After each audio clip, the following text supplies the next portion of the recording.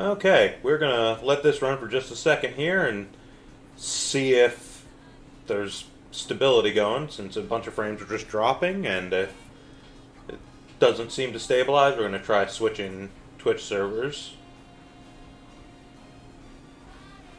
I don't know if we're broadcasting. We are broadcasting. The actual stream looks, Oh, there we go. And audio's good coming through from game and coming through from you guys. You're okay. The game audio is a little quiet. Well, that's The how I audio keep is coming through. that's intentional. I keep it low. But yeah, but our voices are coming through fine.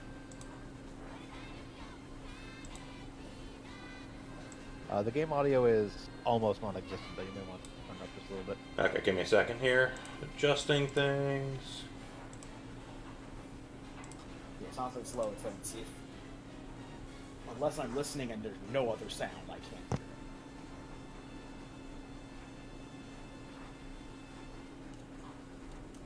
it. How about now?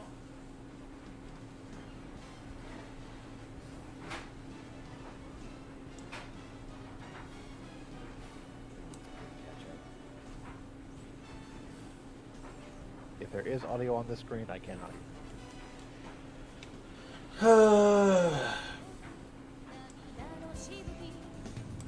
Yeah, it does play the background music on this screen.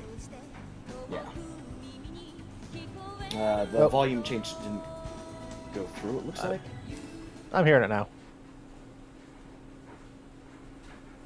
Whatever, fuck it. Good enough. Alright, so, welcome back again, everyone, to more Sakura Wars. So long, my fucking sanity. Still very sad that I missed last session. Didn't miss a whole lot. Go watch a Speedy Gonzalez cartoon and fire a revolver into your wall. Mostly just me crying a lot. But now, we get Hamlet in Central Park, otherwise known as the Nihilism chapter. This is the chapter on Wheelchair Girl? Yep. Nothing really matters. Anyone can see. Nothing really matters. It's still doing the... And as usual, it has Yep. chosen to not keep my goddamn changes. I'm getting really fucking sick of you, Dolphin. Okay, give me a second to get that restarted. That's the other thing, too, is I have to completely shut down Dolphin every time it does this, because Dolphin is a stupid fucking program that won't end the emulation properly. Okay, graphics. Do not force 16:9. Okay, let's see if it kept that change. Okay.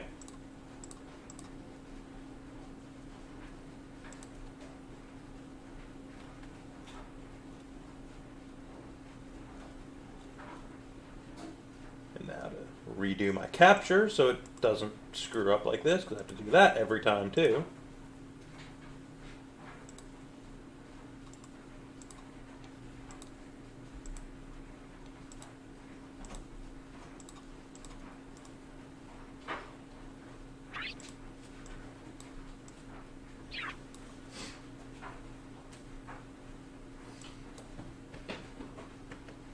Oh, really? Now you're just gonna be a pain in the ass about that, huh?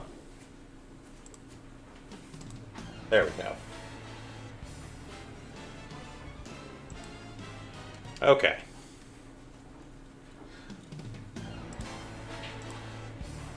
The fun and joy of streaming, everyone. Nothing ever works right, even when you're trying to play a game you don't really want to be playing anyways. We chose this. Right, so let's get rolling now, and I think Dolphin has finally actually accepted my changes and kept them memorized, so I won't have to do that stupid shit again. Till next session. No, I think it should be fine, actually. I closed and restarted it already, and it seemed to keep the changes to graphic settings. So we'll hope. You have to hurry up and prepare, or you'll miss your chance. This is no laughing matter, now is it? You're the one who summoned me, if you recall. But look at this splendid demon habitat. That's an outfit. I can taste their malice in the air. Knife chandelier is chic. So this is Yume Dono. My notes, as I have them written, are I like bugs. We know. She is voiced by Felice Sampler, who's known for Mimi from Digimon Adventure, Toph Beifong, specifically in Legend of Korra, where she's like old and crotchety, and Mataru Makanchok from the English dub of Kill la Kill. As opposed to young and crotchety. Young and crotchety. Give me a second here to... There we go. Mouse wasn't working for a second. Powerful towers reach to the heavens, as if in defiance of gods. So yeah, she's some sort of weird mantis woman. This is unlike Like any bugs. Numa Yes. ever known in our kingdom, the land of the rising sun. And doesn't have skyscrapers. And can you use this energy to give form to your insect brood? Never say brood again. It's gross. Rude. That I cannot say. What do you think?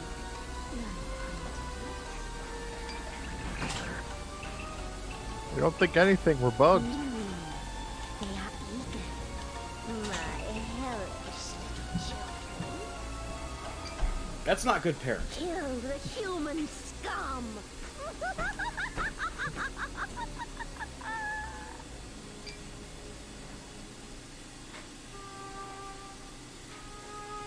These birds are my childhood memories, falling from the sky, like tears from a cheek. Birds shouldn't be falling from the sky. If that's happening, something is wrong.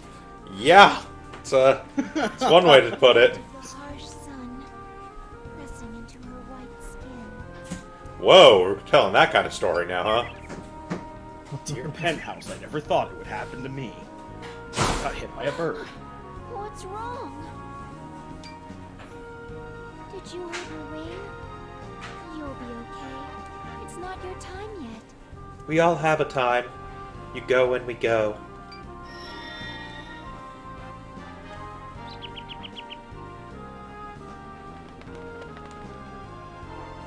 Was immediately snatched by a hawk. Fly for me. Circle of life. Time is nearing its end.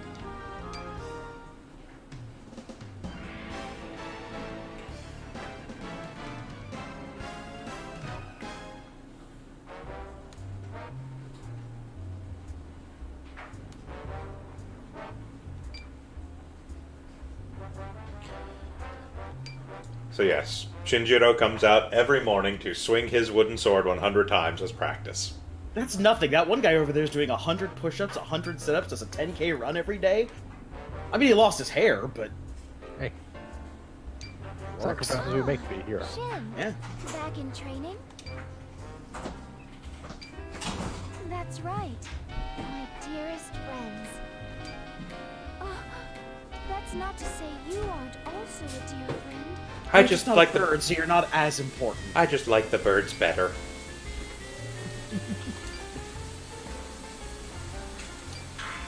Yes, I like it here very much. No, it's not wheelchair accessible.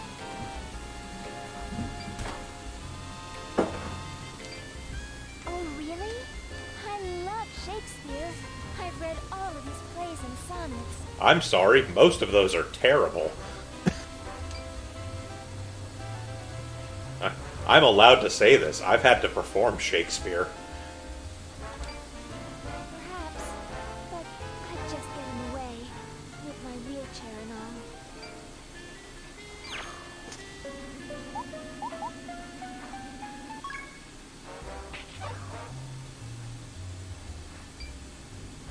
Thank you for the invitation.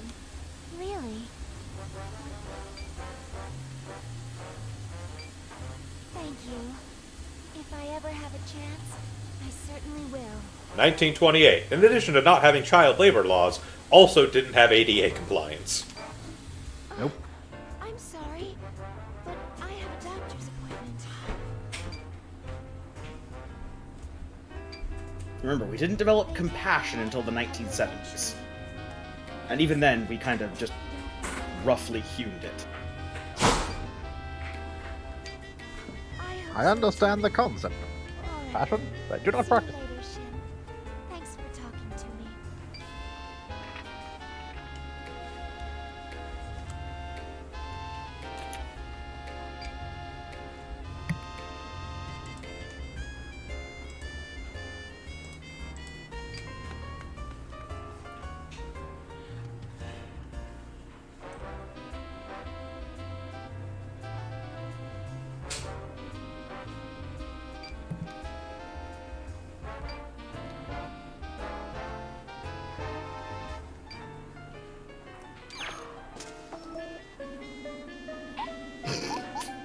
Smooth.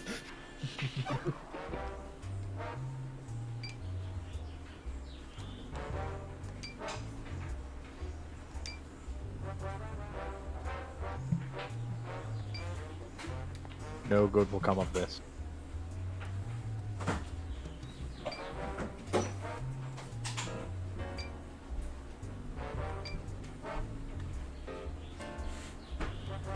What a coincidence.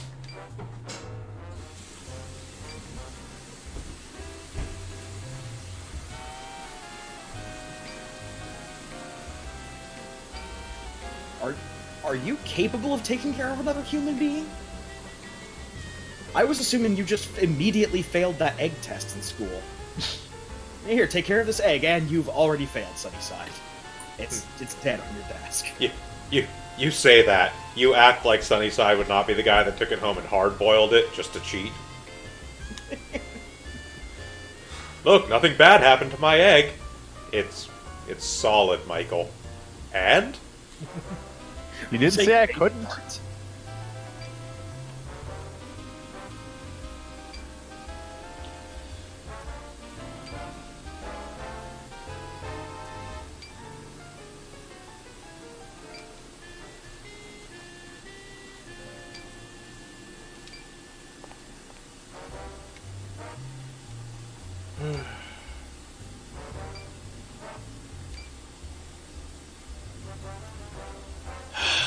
That's...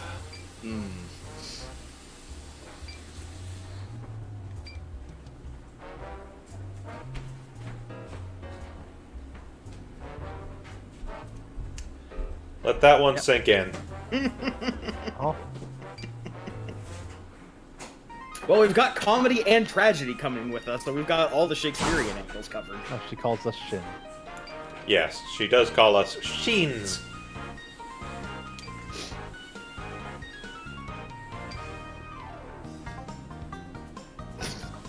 Oh, God.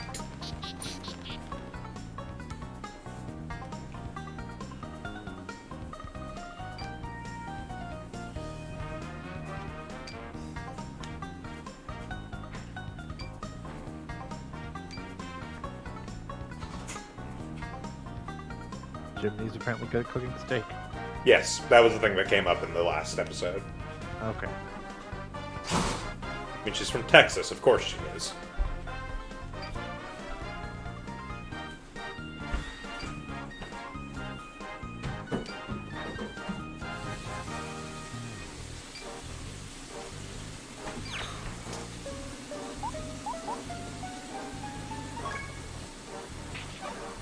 First rule of Fight Club. Don't talk about Fight Club. Yep. No one knows. Combat review is part of the theater. Yeah. Correct. Nobody knows that the Little Lip Theater is associated with the New York Combat Review. Nobody knows why the Little Lip Theater rises up 50 feet into the air, revealing the slingshot which launches the dirigible belonging to the New York Combat Review. It's a mystery. I wonder if the New York Combat Review is associated with the Little Lip Theater. Nah, couldn't be.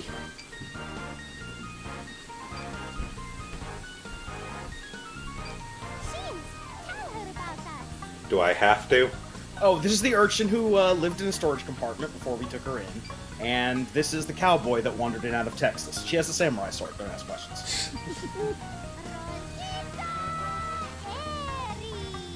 She's a stereotype.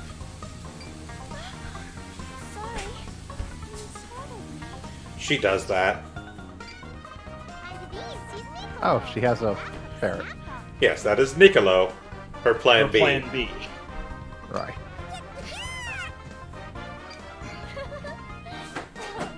So full of energy. Rosita, Niccolo, a pleasure to make your acquaintance.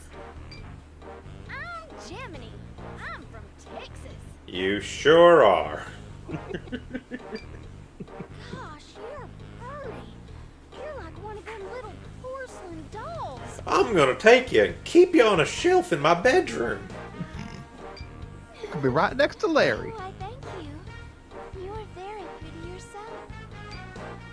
Of all the things people call me, that ain't usually one of them. It's usually, Because we missed the event. it's usually things like stupid, weird, and clumsy. That goddamn woman on the horse with the sword. Here. That's someone different. No way that could be her. Is that? I caught it myself. I cook it for you. Let's chow down. Oh yeah, and I can fry up a mean steak too. A little pepper, some salt. Mayonnaise, a little horseradish, some of the napkins. Ah, she's caught the vapors. Protect the birds, Nobody take her to the KFC. my friends.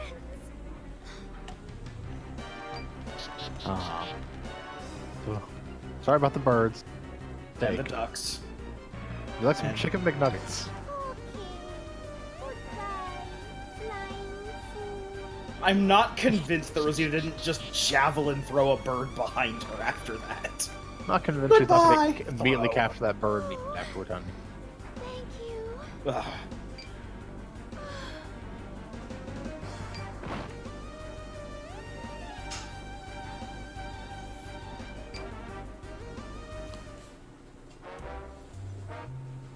Keep in mind, Mr. Tiger, Diana is very ill. You must be gentle with her. Don't look at me! Rosita's the fuck up! No, remember, everything bad that happens at the review is our Passed out fault. from fright. Really gotta read that contract before we sign it.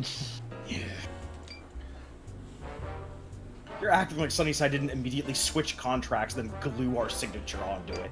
Yeah. Which in 1920s is perfectly legal. Doctors say she only has a year left to live. Unless she lets off some steam.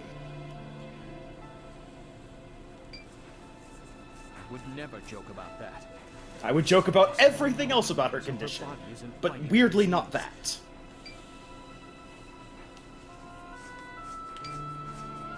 She's accepted her death, so now she doesn't do much with her life. That seems weird, but okay. I thought it would help. Bucket if list you woman. have something to hope for. Now, you may have ruined it. Oh yeah, put this on me! The fuck? How? Okay, even assuming. How would the bird have ruined that? I introduced Did you keep the because I revelation thought from you her might that give her man some kind eats of bird? Has she ever been to a restaurant where they serve any kind of fowl or poultry? Has she never had chicken McNuggets? No, it's 1928. They contain bird, maybe. I refuse to believe breaded chicken in some form does not exist in this universe. A samurai always keeps Well, his word after no, I mean, all. fried chicken absolutely does. Oh, yeah. But chicken McNuggets won't exist for like another 30 years. Yeah, I'm not saying nuggets. I'm just saying, like, she's never seen a place that does, like, fried chicken. Eh. Is this seriously the first time? I didn't think about this when we first played this. Is this the first time that Diana has thought about fried chicken or birds being eaten in any capacity? I mean, if they never fed her fried chicken, and she doesn't really go anywhere besides this house and the park. There's a difference between not eating fried chicken, which is perfectly acceptable, and not knowing that birds are killed to make fried chicken. I mean, if you only ever go to two places, neither of which serve cooked bird, yes, that's a very obvious thing that occurred. Also, I disagree. There's definitely a problem with never eating fried chicken. Hey, Vince. Hey. Just finished eating dinner. No worries. For any of our viewers, Go ahead. who don't. For any of our viewers that don't know where we live in the West Coast. So yes, it's 2 o'clock and I'm eating dinner. Shut up.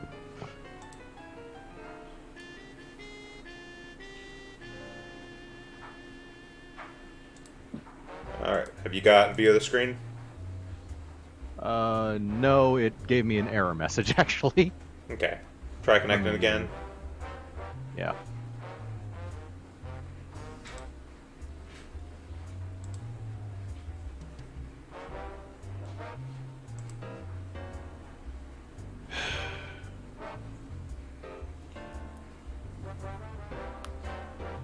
What's it saying?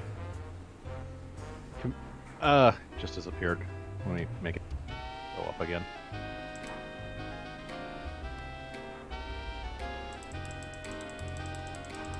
Because I'm clicking accept. Your computer couldn't connect to the host. Check your network settings or read the support article for more information. Code negative 6023. Hmm.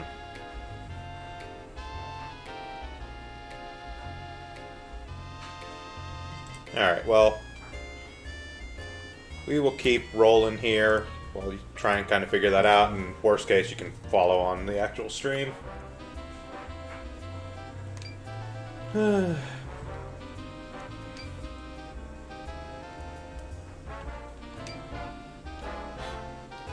Lost her will to live and spends her days just waiting for the end. So she's a millennial. Got it. Same.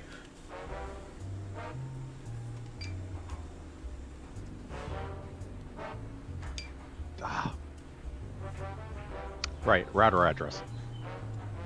Huh? Does anyone remember router addresses? No. Oh, like to get to your router settings? Yes. It's generally going to be 192.168.1.1 or 192.168.0.1.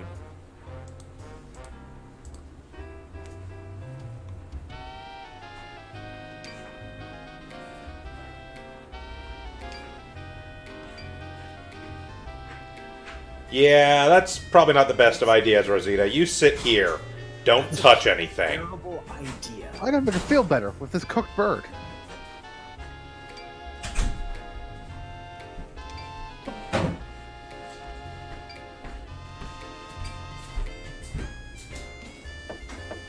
We brought you duck l'orange.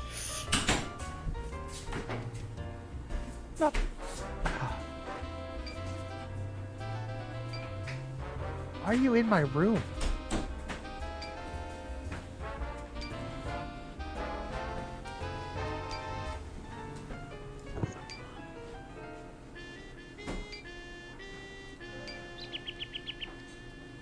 Read.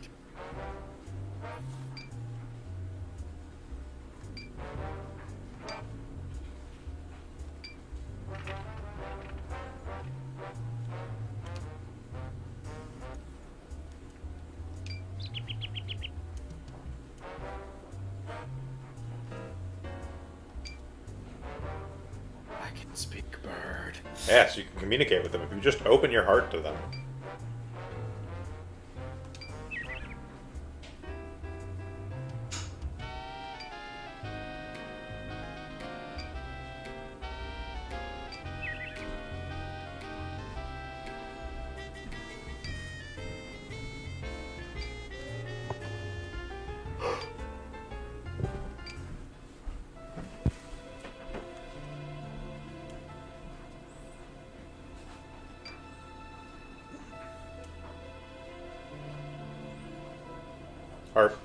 Are we still talking about the bird, or are we being metaphorical now? I think both. Here, tell your small stereotype child that you can eat it.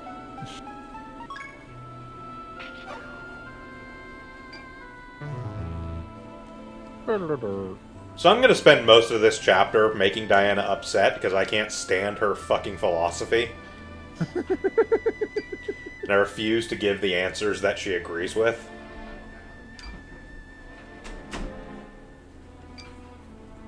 Oh.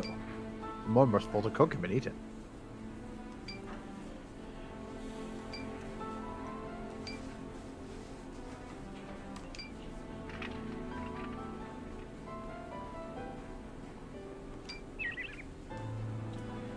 This does, in many ways, make the combat section of this chapter actually pretty difficult, because I usually don't get Diana that highly motivated.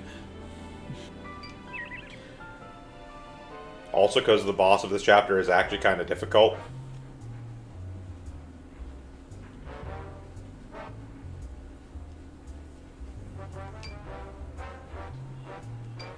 Look, I'm just kind of riding this metaphor as far as it goes. I got no idea what I'm doing. I'm with you, Rosita. Luckily, Subaru knows how to do everything.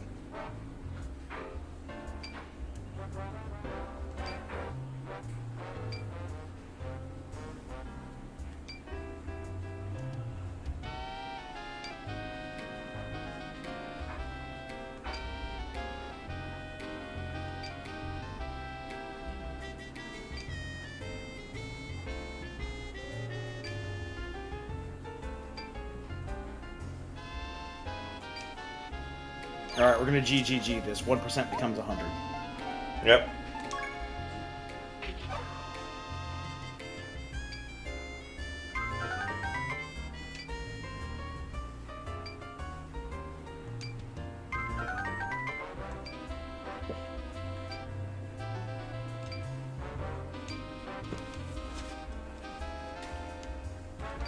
Which means that literally, she's an empath.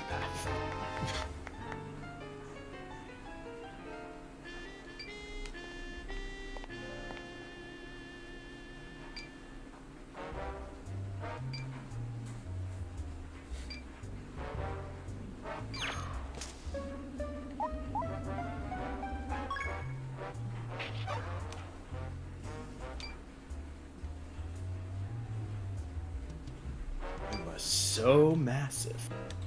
Yes. Remember, steam lets you see the future. She is sick because she is too full of steam. Toot toot.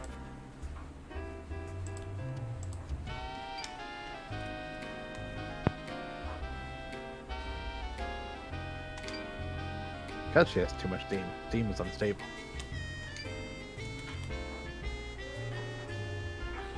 And she has the will of a sea bass.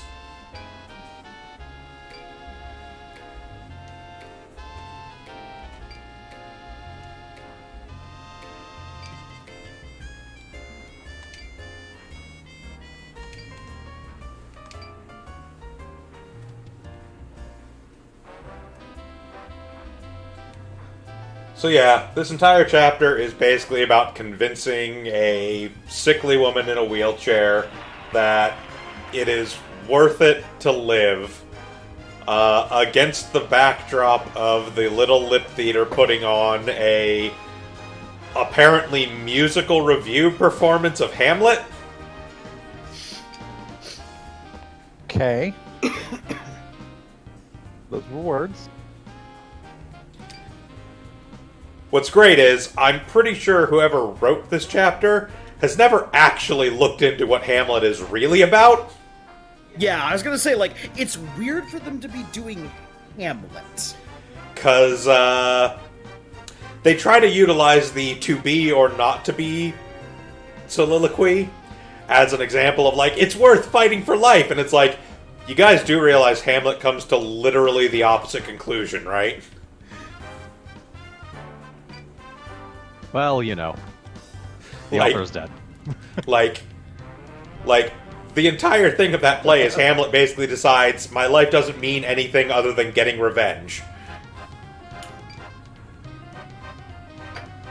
The author is dead. They shot him in the face. Yeah, I was gonna say, maybe if Sunnyside got murdered, then she'd have a vengeance plot to work off of, but... Would you really get revenge for Sunnyside? They robbed us of the ability to do it. I don't know. Can I have his office that spins around for no reason? No, Ratchet gets that. You gotta kill a couple more people before you get the spinny office. Yeah, to be or not to be, that's probably Hamlet's most famous line. How to use the time we have, such a timeless idea. That is literally not what that monologue is about. Mm-hmm. To be or not to be, whether 'tis nobler in the mind to face the slings and arrows of outrageous fortune. Yeah, It it's is talking not- about the time that we have. It's talking about whether or not it's worth it to actually fight against fate and live. So does that mean Yeah, the time we have. Does that mean Gemini and Rosita are our Rosencrantz and Guildenstern? They don't let Gemini on stage. Oh no, not in the play. Our real life Rosencrantz, real life quote unquote, Rosencrantz and Guildenstern.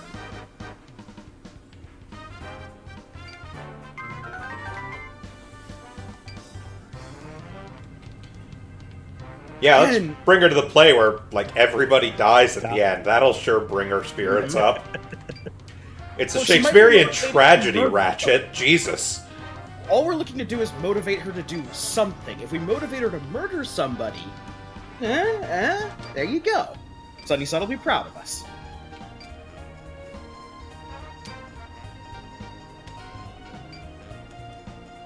Also, it's a musical, so she can see that train wreck happen.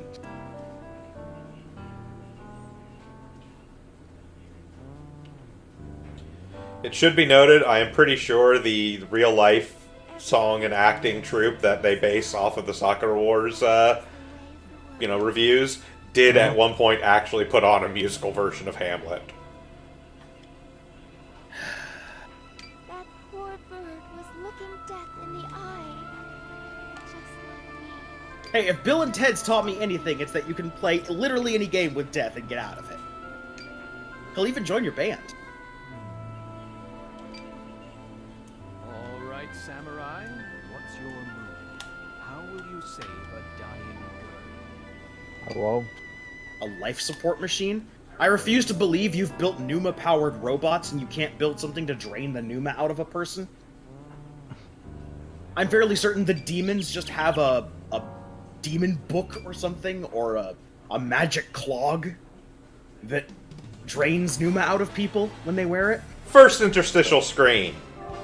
Everything sucks.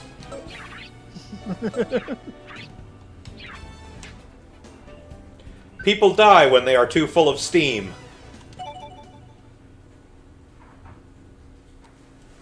Apparently. Sure.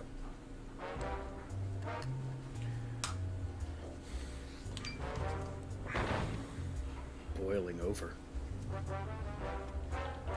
From the sound effects and the portrait, I choose to believe Shinjiro just kicked in the door on Sunnyside's house.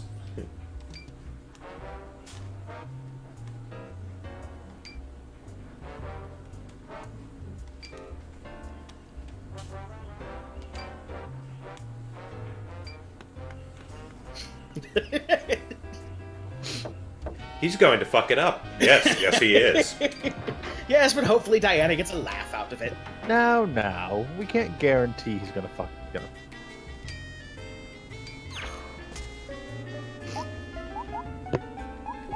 like musicals.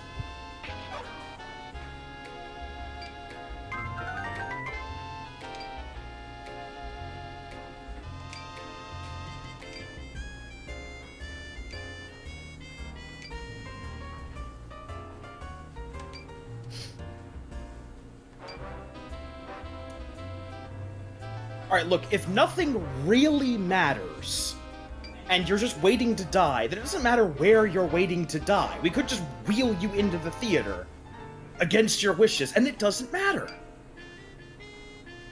Because one place to die is just as good as another, you nihilist.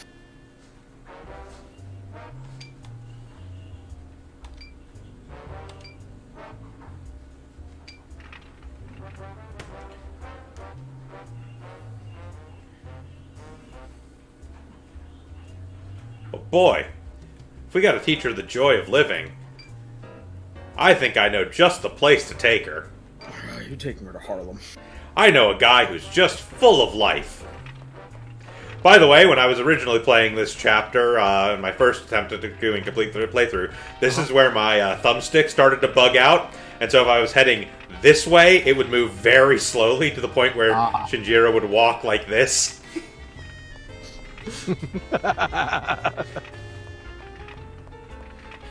Hey, Kayama, check out this girl in a wheelchair.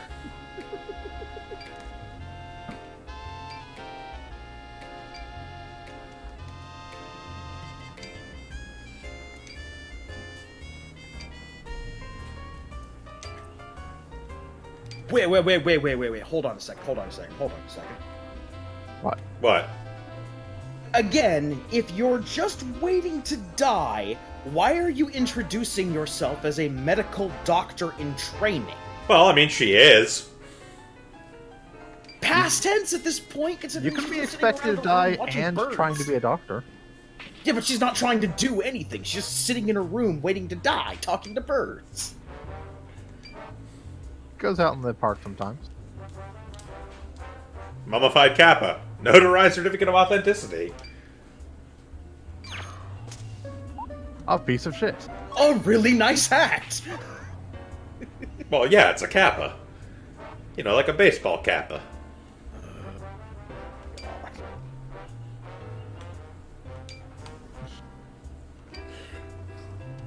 I fight demons for a living. In a giant robot.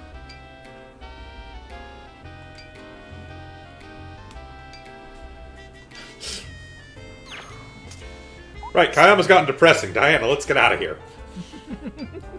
Is she a Promethean? Does she just suck the life out of everything? Is the town gonna physically start falling apart?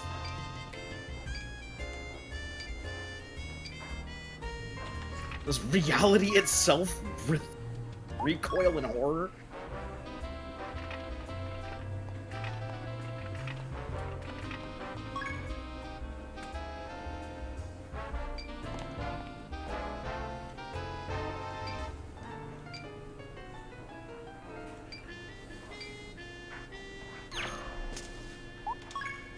What's our photo theme for this chapter? Perfect background scenery for Rosita. A open, shallow grave. Oh, there we go.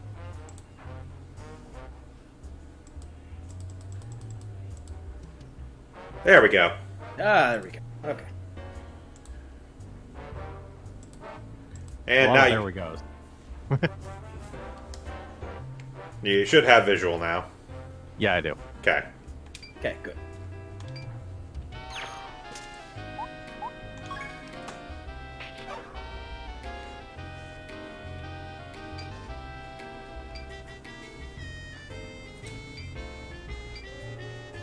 Wow.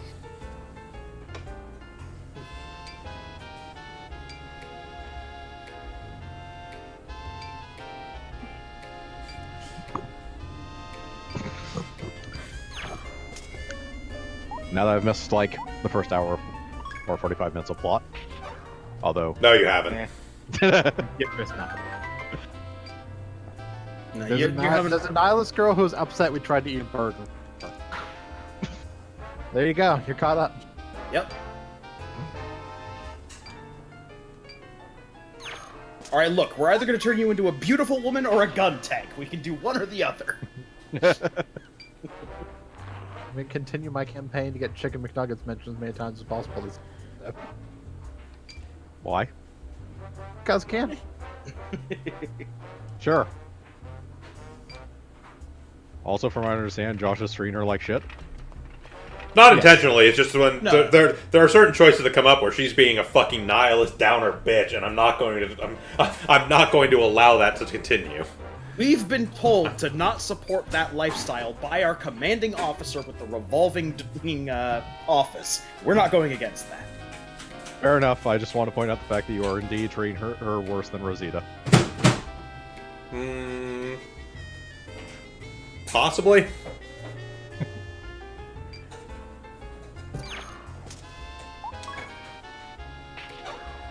Walk me by.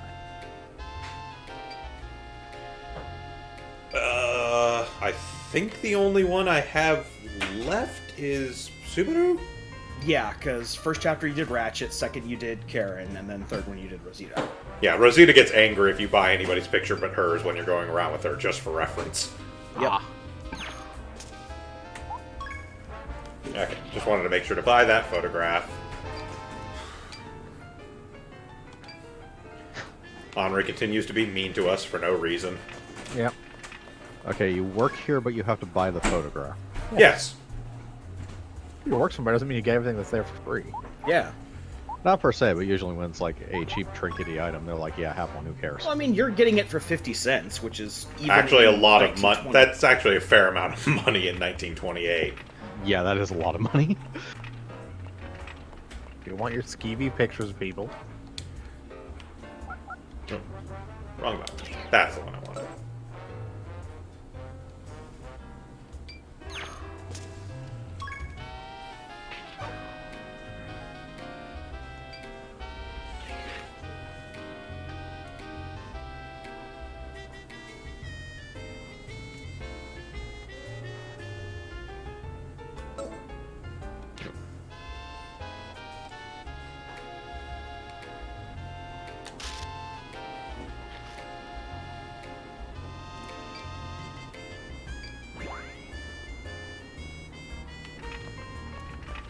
Hold on to your butt, Diana. Going back to the theater.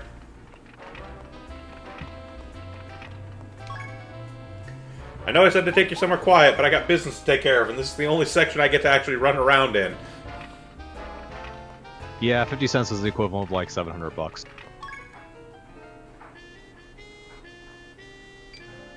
Oh wait, sorry, $7. Yeah, I was about to say that's a bit much. Like no. but like $7 for a photo is still pretty expensive. Yeah. Yeah. Yeah.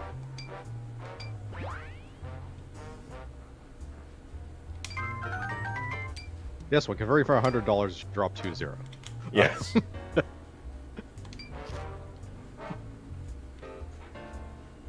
That is the saddest goddamn photo you could possibly take. That pretty spicy? Well, I mean, there's that line there that makes me think that the rat's being hung. So for reference, you know those Japanese things they hang up to like deal with rain? Yeah, that's That's what that is. Yeah. She literally hung up Nicolo like that to try and make the rain go away. Because Rosita's an idiot. an idiot, and yet somehow inexplicably in touch with Japanese culture. Sunnyside is a huge, massive nerd about samurai culture, and the guy who owns Ramondo is a Kayama. huge Well, Kayama's Japanese. He literally runs a Japanese import store. Yeah. And is also a member of the intelligence agency associated with the combat reviews. Yes. There are two people who hang around Rosita on a regular basis who would drop that kind of anecdotal folklore knowledge.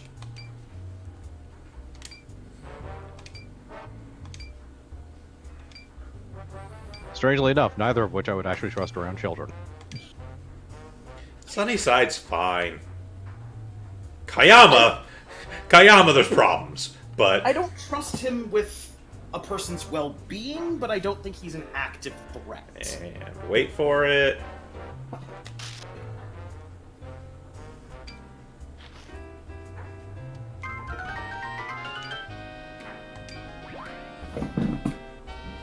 He's less an active threat and more a source of really bad ideas. See, I'm not being meaner to Diana than I was to Rosita. I'm just telling her to knock it off anytime she gets all macabre and like, oh, I'm fated to die. Yeah, the only time we're going against her is when she's doing the whole, there's no point doing anything except sitting in my room and slowly rotting thing. As long as we're outside doing all the same, picture stuff that we were doing with the others, that's fine. Picture stuff. Running around Harlem trying to do a mock trial. Yes.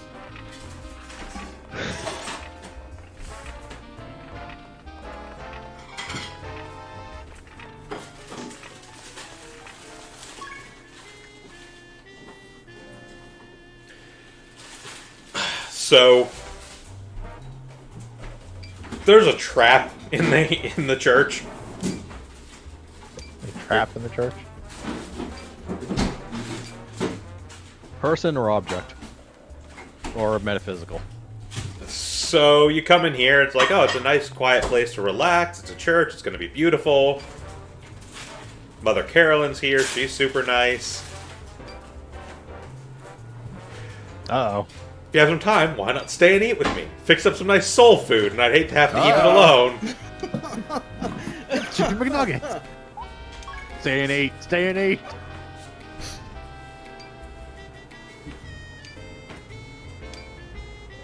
sure Carolyn made delicious fried chicken. She absolutely did. And it traumatizes Diana. And you didn't pick that option? No, I'm not. She's not Rosita. I'm not trying to intentionally traumatize her. I'm just telling her to knock that shit off whenever she gets maudlin.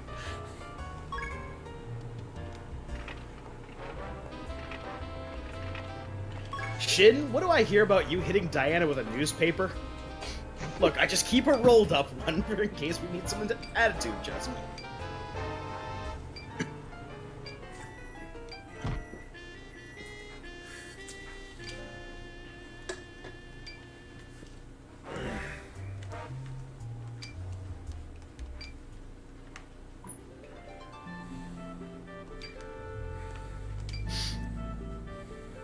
This does not paint Shin in the greatest of lights.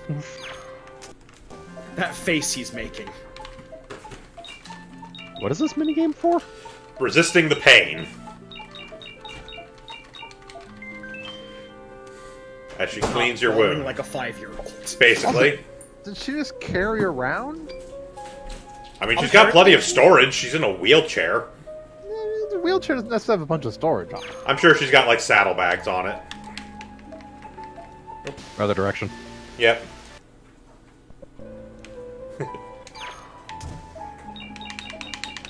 This is why we save state. Yep. Because I'm going to lose points with Diana for telling her to knock off her shit, so I need to make sure that I don't lose points where I can avoid it.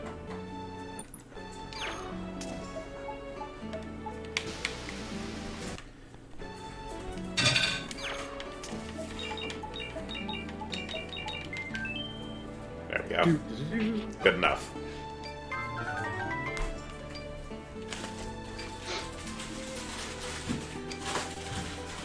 Also, Shin managed to somehow skin his knee that badly through trousers.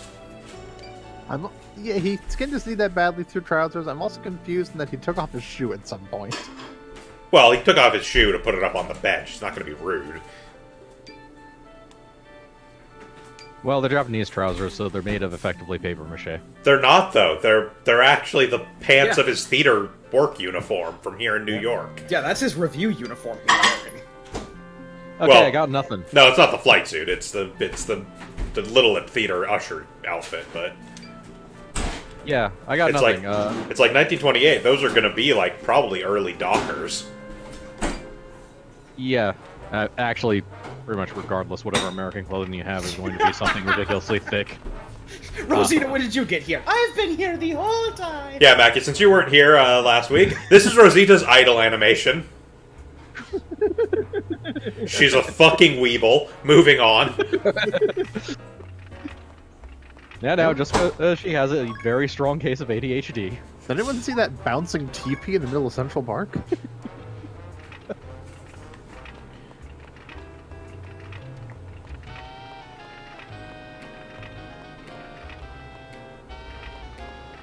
I don't want to talk to Karen. I want to go to the library, but fine, I guess. I guess you went to the library. Yeah.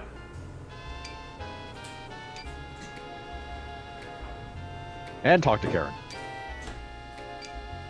Why not both?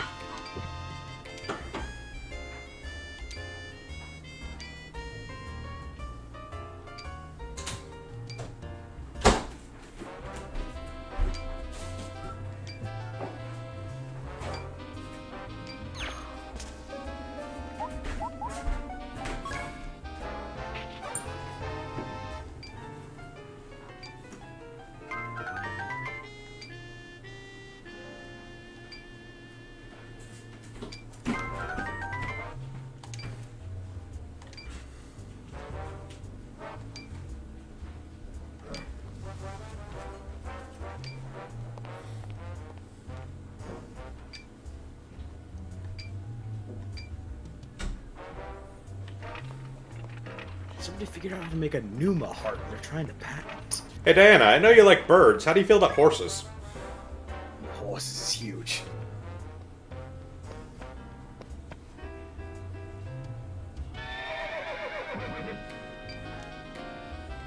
Does everybody live on the bottom floor? No. Nope. That horse can go downstairs. He is an amazing horse. He is also one of the best characters in this game. I'm not going crazy, right? That was a horse? Yeah, Larry. Alright, he's friends with Gemini. I Normal see. stuff. I've never actually done that before. I had no idea how that was going to go. I just decided to try it.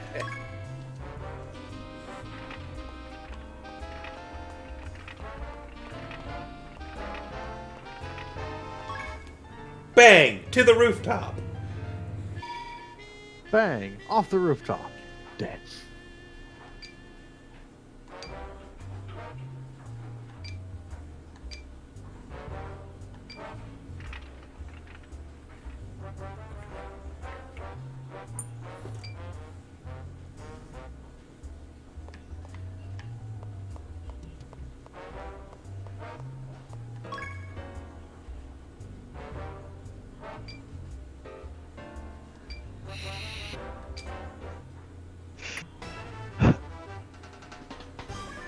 What? How? Well, obviously she put the bamboo through her shirt. I'm not gonna lie, my heart kinda seized up a little. Like, no, no, no!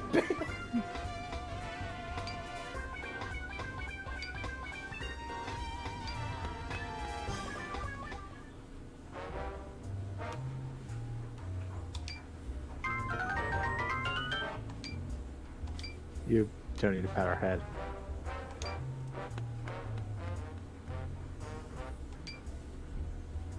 Okay, good. We found out a way to immobilize Rosita. Now we just need to do that and never let her down.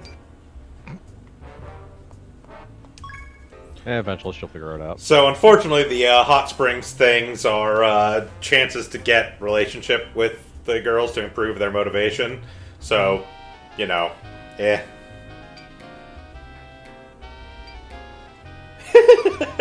Are they random or specific for each chapter? I think they are specific for each chapter. Yeah, I just don't know. I just don't know who's in there when. So I will pretty much always go to check it.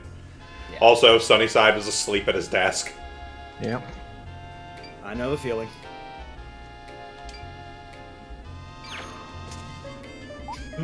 Yes! Hit him with the frying.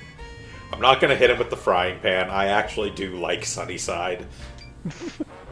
I'm amused by Sunnyside, but it's a far cry from liking him.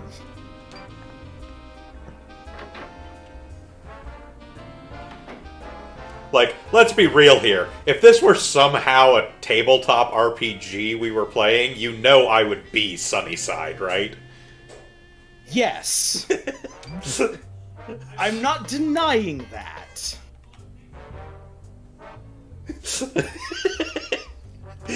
Also, there's a reason there was a frying pan at Ratchet's desk. Pavlovian triggering.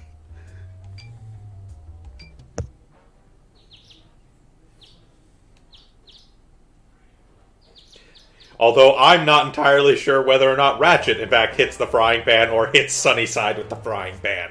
I think it started as one and then devolved to the other. Probably. More and more impatient.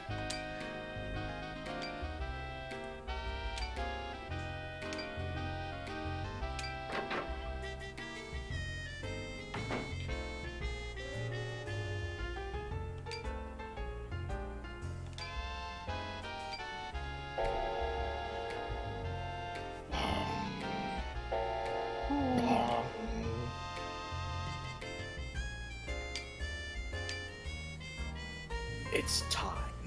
Yep, just like that, we're out of time. So now it's time for Hamlet the Musical. Hamlet on ice.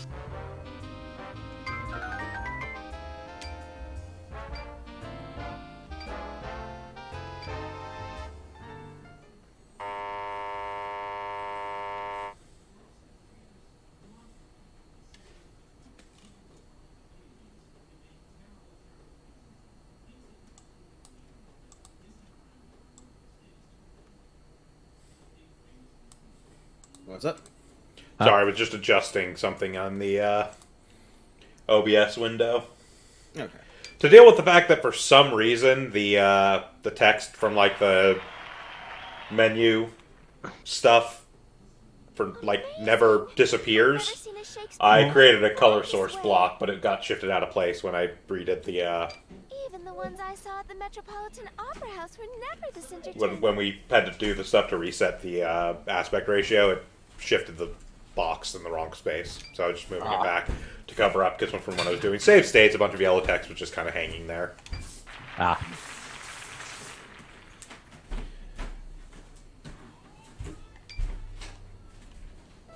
Here comes the most famous scene.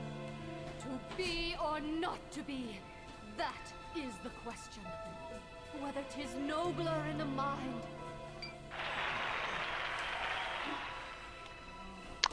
Now I'm gonna need everyone to perform this play at double time, because that's how I consume all media.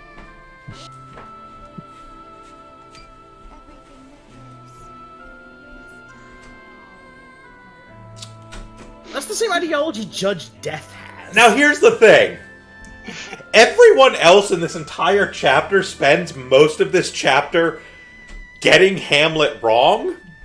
Diana is basically the only one that actually understands what the to be or not to be monologue is actually about, because that is actually basically the point of that soliloquy. To be fair, I don't know if she understands that's what it's about as much as she's just super nihilist. Well, I mean, she is, but, like, the point of to be or not to be is that everything has its end. Is it worth fighting against that end? Yes. But her stance isn't really that per se as much as it is.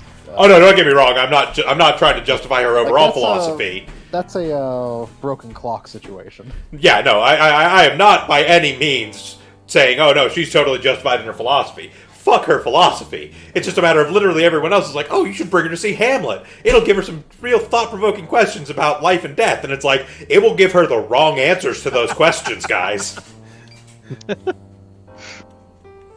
Yes, we need more upbeat play. I'm gonna try and find one. I recommend Literally anything that's not a Shakespearean tragedy. Shakespearean comedy it is. Shakespearean comedies are fine. Repo, the genetic opera. Oh, we put the genetic on.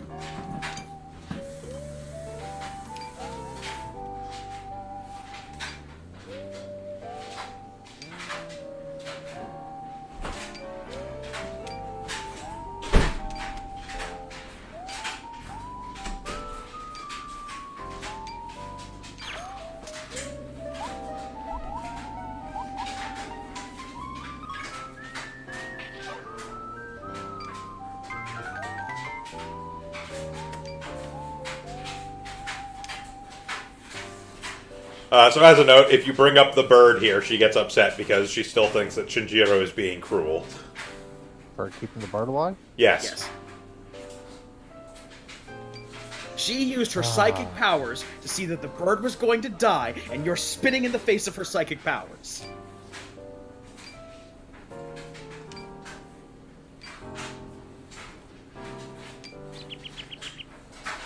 Weird.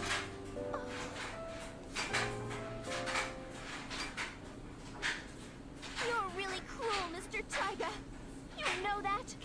Yeah. So doing it this way, you get the bonus points for bringing up the, oh, you said you'd feed me, and then this all plays out. If you actually bring up, like, hey, that bird got better, you actually lose points with her. Because fuck this game, I guess. I don't think that bird was ready to die and had accepted its fate. It doesn't It's have a a concept of fucking fate. It doesn't have a concept of death. Maybe can get up to something resembling that level with crows, because they're smart as shit birds. And even then, they don't have concept of fate, they have concept of shiny, and that's a truck. This, by the way, right here is an example of one of the reasons why Karen is probably my favorite girl in this entire game. Just like, the bird had accepted his fate, and now you're just giving him false hope. That's cruel. And Karen's like, shut the fuck up. Keep talking. Keep talking.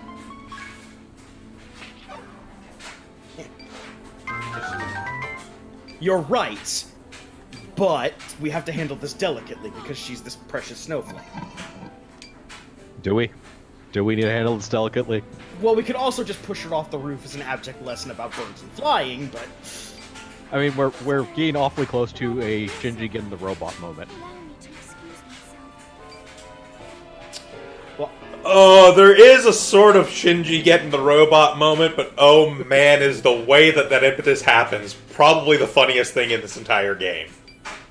No, it's okay. I'll just take a cab. Thank you, though. See you later, everyone. Yeah, like, cab, I'll, wheelchair. I'll say this much, Mackie. Since you did miss last episode, you did miss Dokorobo, who's basically the best villain in this game, but you did not miss the best scene in this game, which has yet to come up. It will be in... Dokorobo? Dokorobo is the boss from the last chapter, who is a big musclehead idiot who, like, gets really pissed off when you call him stupid, even though he's incredibly stupid. And he's voiced by Zenmus. Yeah. Oh. Seriously, go look at our last, or go watch those parts of our last podcast. Just fast forward to the parts of Dokorobo. You can't miss him. He's a big guy with a sword through his head. And a skull theme. So something's happening. There's an attack going on in New York. Yes! Alfred Hitchcock! Ah. Birds are being infused with small amounts of pneuma and being controlled to attack people. Weirdly enough, they're all saying everything that lives must die. I honestly would have respected the game if they pulled that. No. They don't, but...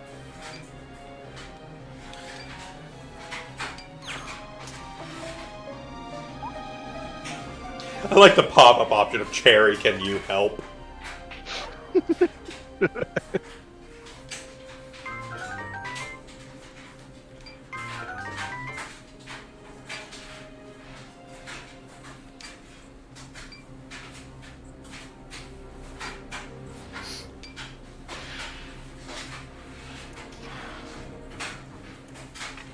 You guys have got to work on wheelchair accessibility to this secret boardroom.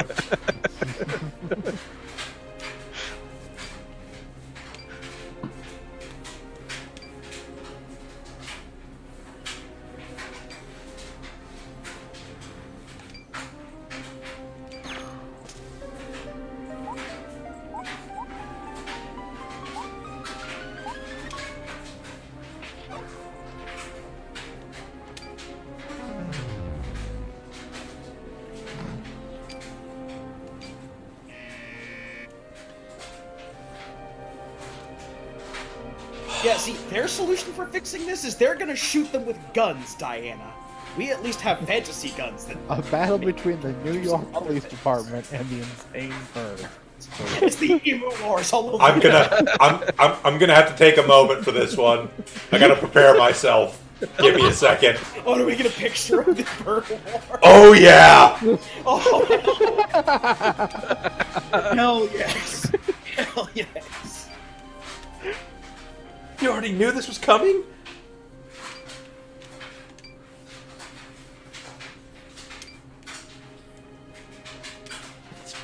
Bad to kill birds if you're not going to eat.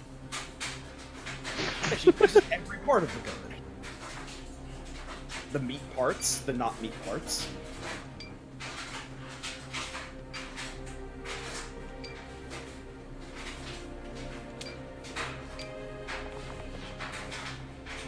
We gotta go help the birds in their battle against the NYPD. Don't forget to make it in time. I guarantee you guys, you are not prepared for what we are about to see.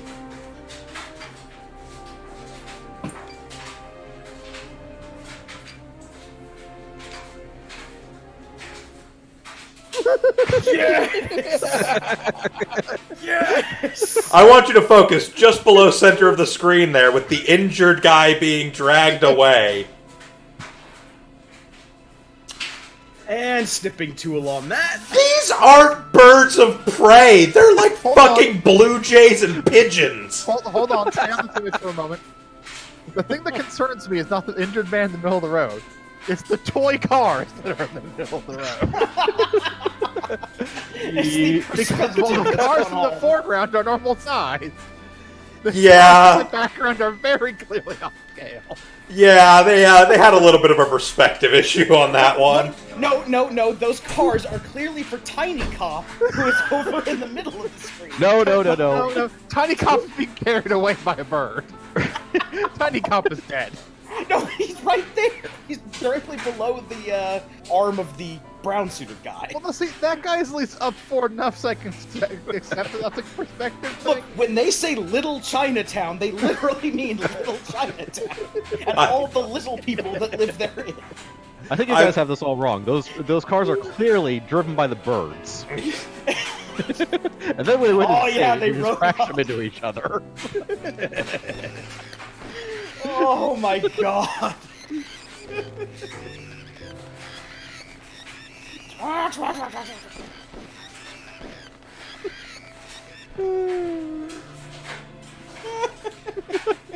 Should also be noted the cop there. Dead birds there are. The cop there just to the right, the gray-haired one, is one of the cops that came to the bank robbery at the beginning, so, like, you just gotta know he hates his fucking life. Great fucking town. First goddamn masked women on horses stopping bank robberies. Now I'm shooting birds in the middle of 5th Avenue.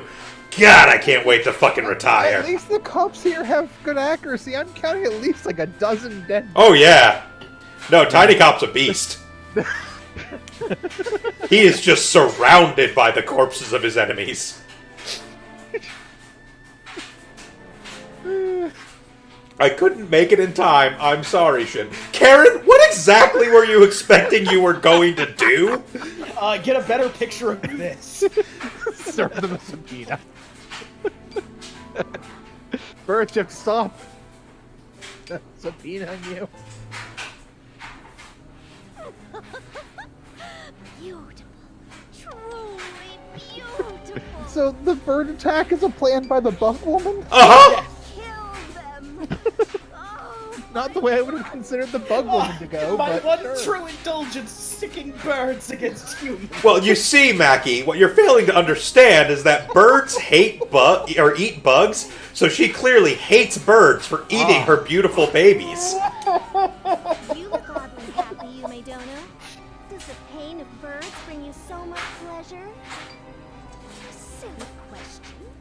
Birds eat my children. Humans stand in my way. They are nothing more than playthings. An absurd comedy.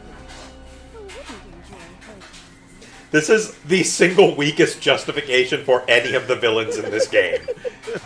That's saying Carried a away. lot. These New York That villains is. And again, I remind you, Dokorobo's entire justification was basically, don't call me stupid. You have gigantic brains. Oh boy. Master said I had a thick brain. He said you had a thick skull. It means you're dumb. I'm not dumb! I'm gonna go rob this bank. Watch how quickly my children What are these people actually up to again? Something knows. something complete. They are trying to prepare New York to be the site for the resurrection of their master. It's brought up very briefly in the prologue and doesn't come up again until like chapter 6. Oh man, they're just gonna have to clean up all these birds before he gets there. Their master needs a new HR department. This is what happens when you rely Their on. master has a perfectly fine HR department. Everyone knows who he is. Yeah. That's PR, not HR. That's true. Gotta have better hiring practices. I mean, isn't their master currently like sealed away or some nonsense? Oh, the mayor's here. Even under those circumstances, I think I could come up with a better HR. Mr. Sunnyside, have you seen this hilarious picture that was sent to me? The mayor's come to see us. Show him in, but don't bring him coffee. Fuck this guy. I didn't vote for him. We've decided to destroy all the birds in Central Park. That's rather harsh. You know, you could just lock them up. They are birds. You don't actually have to shoot them. Destroy all the birds in Central Park. I mean, See, there's that these things called- That one's funny. Are there casualties? That previous one. Even with birds killed. Well, Here's- casualties also means injuries, so there's at least one person. Here's that's all. here's my thing. I will not allow further casualties to tarnish our peaceful reputation. I don't know how familiar you are with history.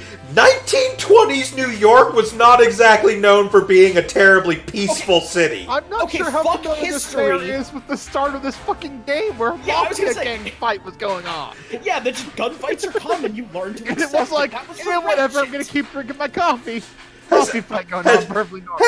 Has anyone else ever fucking watched Gangs of New York? Gangs of New York, nothing. Have you ever looked out the window of this New York? The worst thing ever happened in New York was these fucking birds. Modern day New York is a lot more peaceful than New York has been. No. When he said this New York, he means But, the one yeah. in the game currently. Yeah. Yeah, no. Modern day New York is significantly more peaceful than 1920s New York, and people still think New York is an incredibly dangerous city. Hell, it's more peaceful than 1970s New York. At least there's not a bombing every week. Yeah. No, like that line Don't kills think the me birds every time. Figured you'd want to know. Your house is in the middle of Central Park, maybe covered in bird corpses and blood for a while. We're not going to cover the cleaning fees. You're rich. Fuck off. You know, they make these things. They're called bird cages. You just put them in those. Yeah, bullets are cheaper, and we got plenty of them already. Tiny Cop's a beast at killing birds. We're You gonna are put him on task force. They're fiscally wrong, actually. I think a bird cage would be cheaper than shooting all the birds. Especially considering the accuracy rate realistically. Unless you're going to dome all of Central Park and then gas it, which is also incredibly expensive now that I think PR about it. plan to kill all the birds. I will say the fact that's an incredibly bad idea when it comes to the, I don't know, everything. Also, the part that Sunnyside was expecting this amuses the shit out of me. Well, I expect him to want to kill the birds. Just didn't expect him to move this quickly.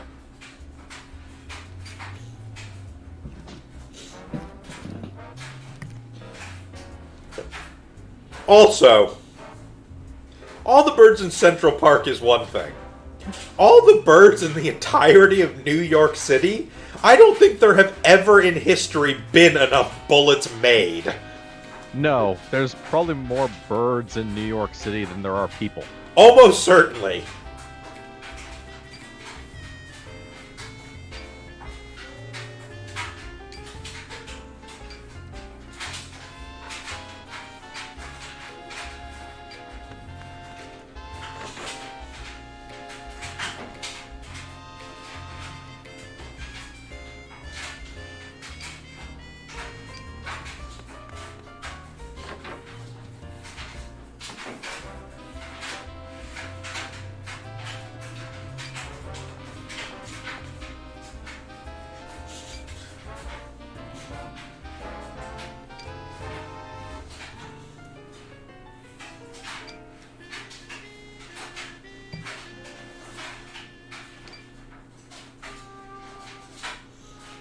Sunnyside is also Xanatos as fuck, and I love it.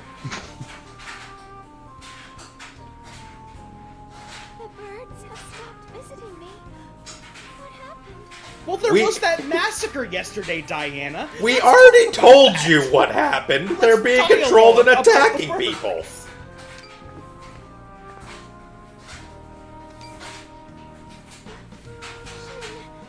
What's going on? What's going on is we're press ganging you into service.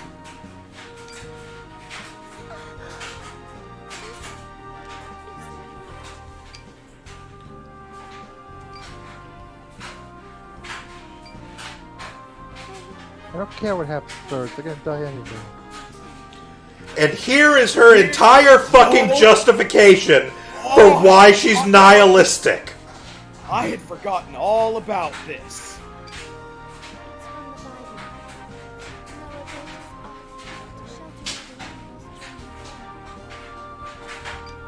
It's from the Bible. Noah built his ark to shelter the enemies from the flood passed. The earth heated and brought back another friend. If he finds somewhere to hide.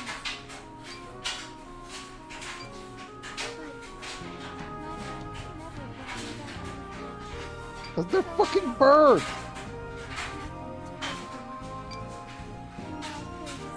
Are you sure we can't find literally anyone else? And yet, I still like her more than Rosita. Now I'm gonna yell at her. I could easily see liking her more than Rosita. At the same time, Rosita's at least a functional human being.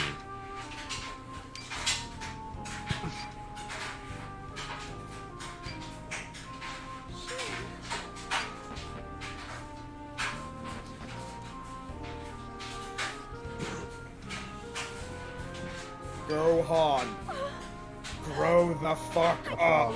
Yeah. That's seriously what this fucking entire chapter is. Diana, grow the fuck up. The flames of life are extinguished one after another. You have spent so much time worrying about your own fate. You have not paid attention. You do not matter. The world matters. But what about the birds? The fates. I already told you there's no such thing as fate. Shut the fuck up.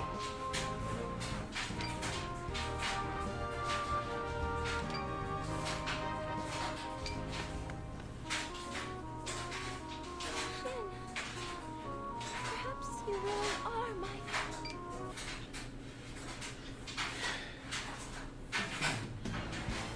Oh god, what does she think we are? Her olive branch, her sign of hope that her friends brought to her. Because she can't just accept that maybe she should find her own fucking reason for living and not hinge it on the necessities of something else. The movement of an unladen swallow. So as you can see, we currently have actually remarkably strong friendship with Karen and decently strong friendship with Rosita.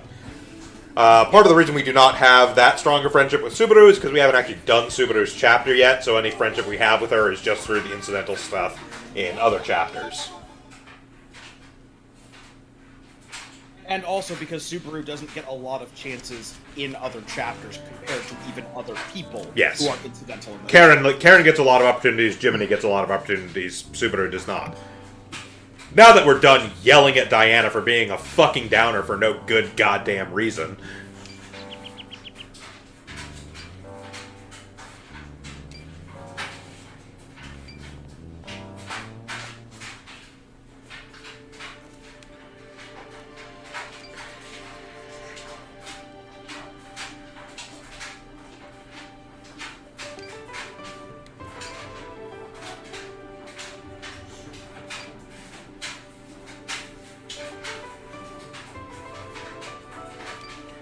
She's so full of steam, she knows when things will die.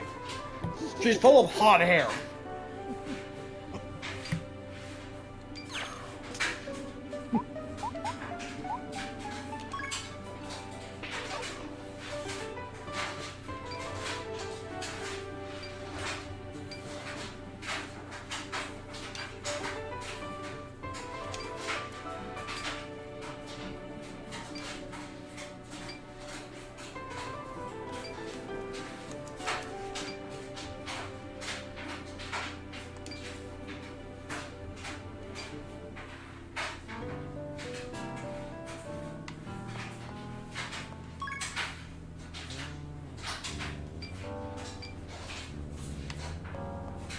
Josh, what are you doing? What do you mean? What? I can hear a constant noise, so whatever you're doing. Oh, that's probably picking up the washing machine in the background. Ah, Yeah, nothing we can do about that one. Yeah. can you turn the sensitivity down a little? Because the washing machine. Possibly. If I remember which one that is and which way it goes. How's that? Nope, you're just quieter now. Washing machine's the same. Alright, not a whole lot I can do then. Deal with it. Nope. Yeah, it's. It's input sensitivity under voice and video. If you haven't tried that. I mean, I was just adjusting it on the actual mic.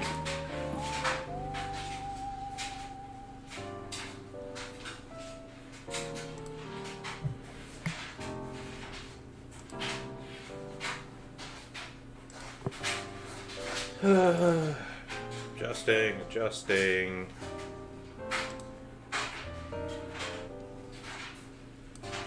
Okay, that's a lot better. And I'm still coming through okay? Yeah, I can hear you fine. It's just not... The mic isn't being turned on by the washing machine every time it spins. Yeah, I know. Anytime I manually... I usually leave Discord to automatically set sensitivity, so... Yeah, the problem is that Bograt's not cutting out intermittently when he speaks. Yeah, it's a bit too high at the moment. Yeah. Yeah, that's the problem. Anywhere I can put the voice sensitivity that it's going to catch me, it's also going to catch the washing machine. It's really fucking loud. There's not a lot I can do about that. Yeah, unfortunately, it's one of those things we're just kind of have to put up with. Yeah, I can either have the washing machine cut out and also lose every third word I say, or I can talk and have the washing machine in the background. Actually, right here is about fine. Alright, well, hopefully it doesn't drop anything I say.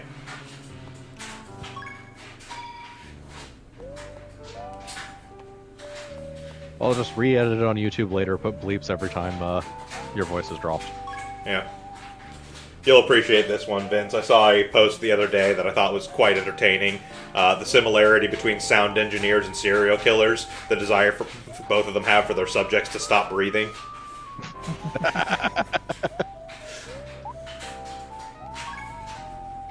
Alright, well, we're headed home.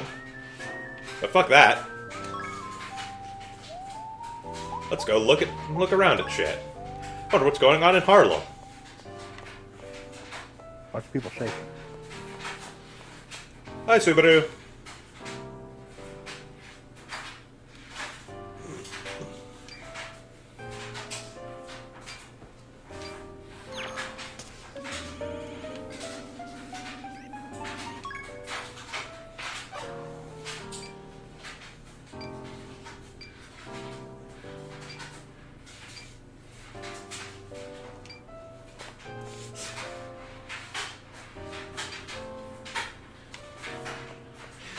So for reference, the kind of joke on that one is that the amount of intensity you put into that is not, in fact, how intensely you look up. It is literally the angle you look up at. Ah. So if you put no intensity into it, you look down? Yes. That is, in fact, precisely what happens. That's dumb. Oddly enough, that's how I assumed that one worked.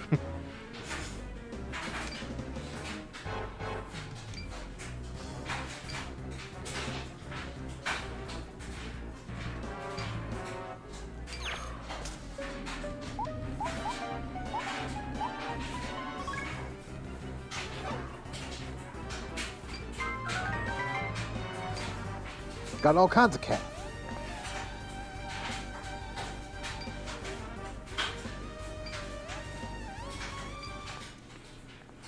So what you're saying is your clothes wear you.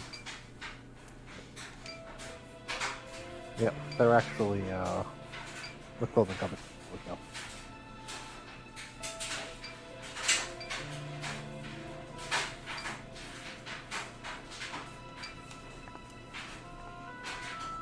I'm gonna burn this store down.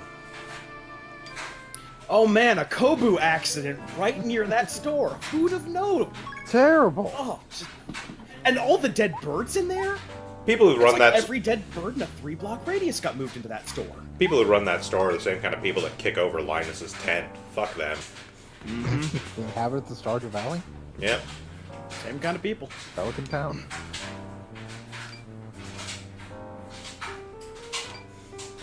Nicola was kidnapped by the mafia. Sorry, I'm busy, right?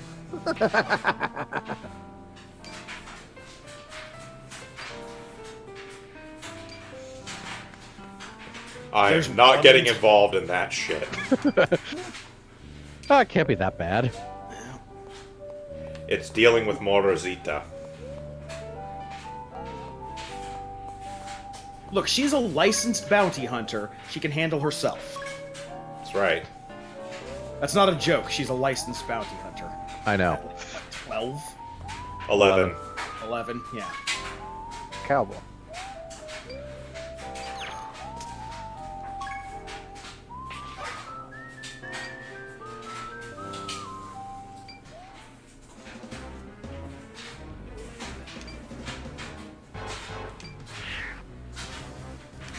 Being attacked by birds. Yes.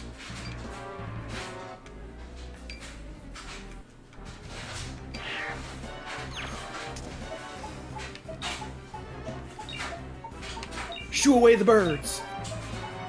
Shoo them away with your thumbsticks.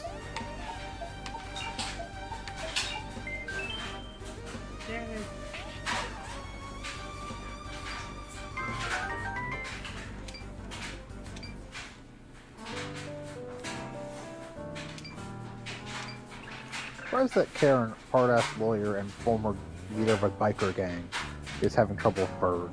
I mean, there's a lot of them. I mean, they have killed people so far, so...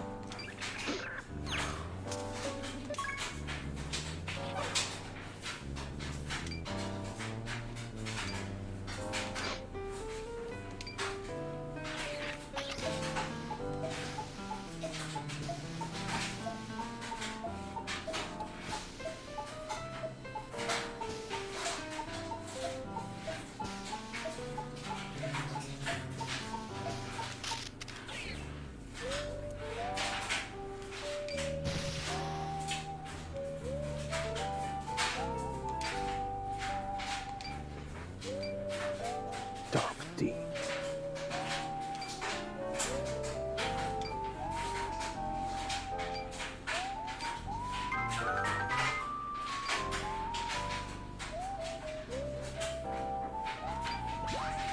It's a moth. By the way, you lose points with Ratchet if your photograph is shitty. Ah. If it's from too far away or too unfocused, you will lose points there. Yep. This is all things that only really matter for, like, the last chapter of the game. When you actually govern the party again. Yeah, and technically for getting the Supernova Strike, but we are not doing that anyways, so... Supernova Strike? It's the alternate special move for Shinjiro that requires you to, like, tick all the goddamn boxes. It is almost impossible to actually get on a first playthrough. You'd almost have to be on a second playthrough in order to get it. What do you have to get, like, maximum whatever with everyone, or...? You have to do a bunch of, like, specific stuff. You have to get every picture in the game. It's really brutal to do the first playthrough. Because there are options that are available on a second playthrough that aren't available on a first playthrough that make a difference with the points with people, which makes it a lot easier to max it people out. Ah.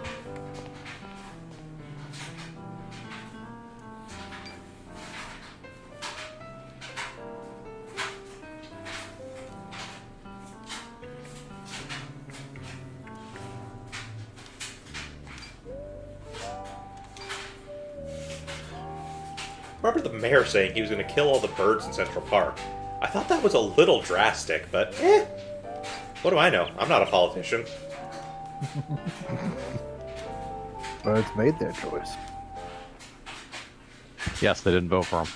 It's beginning. They're birds. They don't have voting rights. Fuck them. I'm so sorry, They do in New York.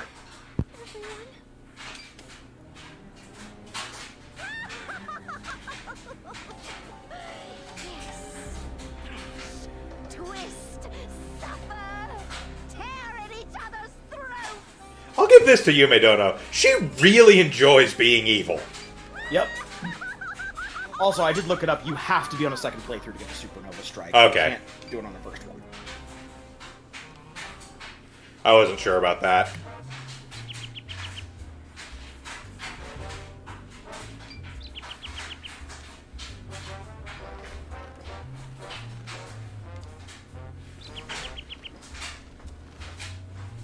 Second Oh playthrough no, the also bird has a gun.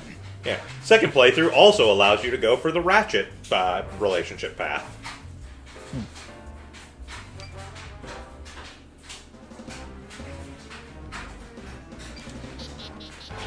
Is it a bird or a plane? It is a plane of birds.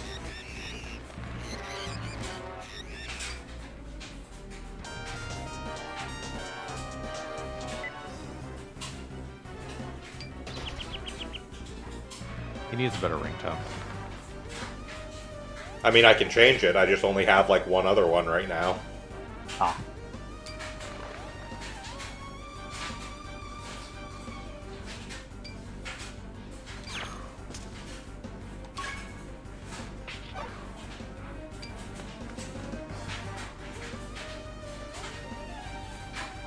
I mean, my current options are, or that. Fair enough. I assume we cannot upload our own ringtones. No. This was a Wii game. There are other ringtones I can unlock by putting in codes, but eh. Yeah.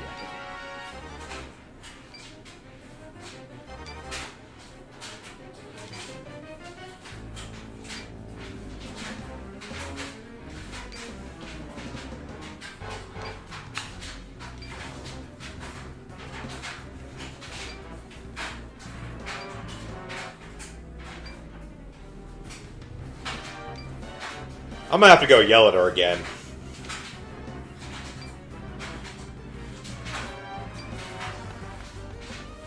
Does convincing her involve just wheeling her against her will into a giant robot? No. No. We do actually, like, convince her, and she decides on her own to make a difference, but it's, again, like...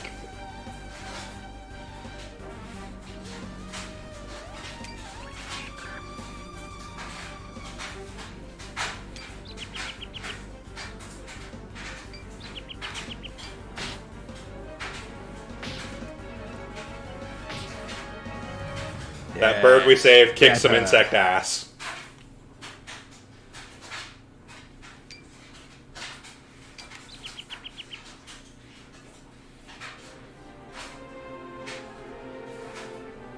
That's right, bitch! What now? Here's your olive branch, motherfucker.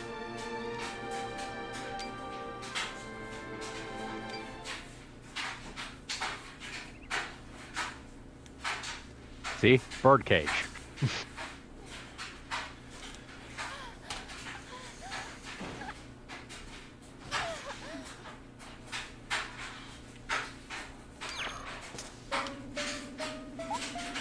Observe her.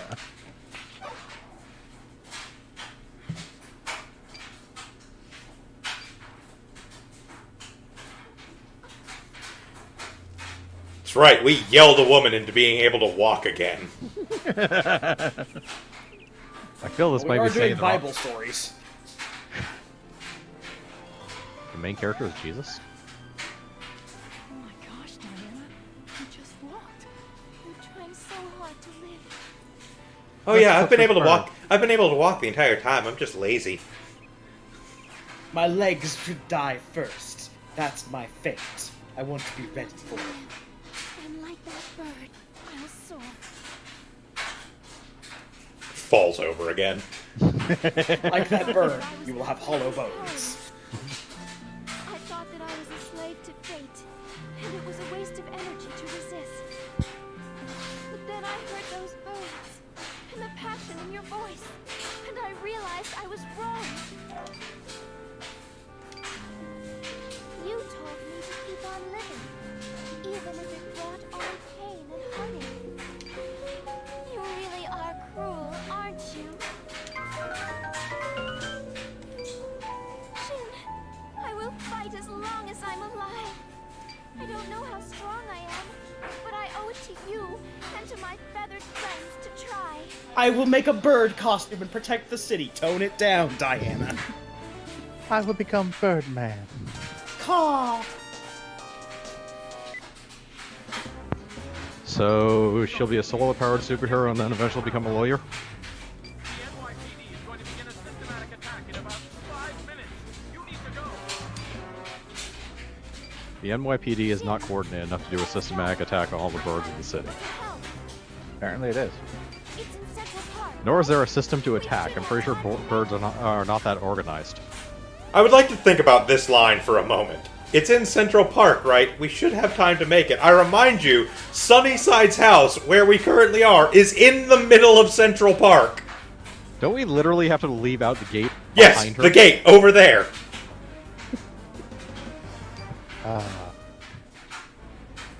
Again? Wait.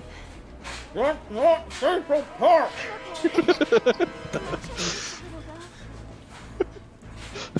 It's a street leading up to Central Park, I guess. I can feel the anger of the Or we do this on foot, or we gain giant robots and then going to Central Park. Well, first we have to stop the war between the NYPD and the birds. all their hatred is flooding my mind.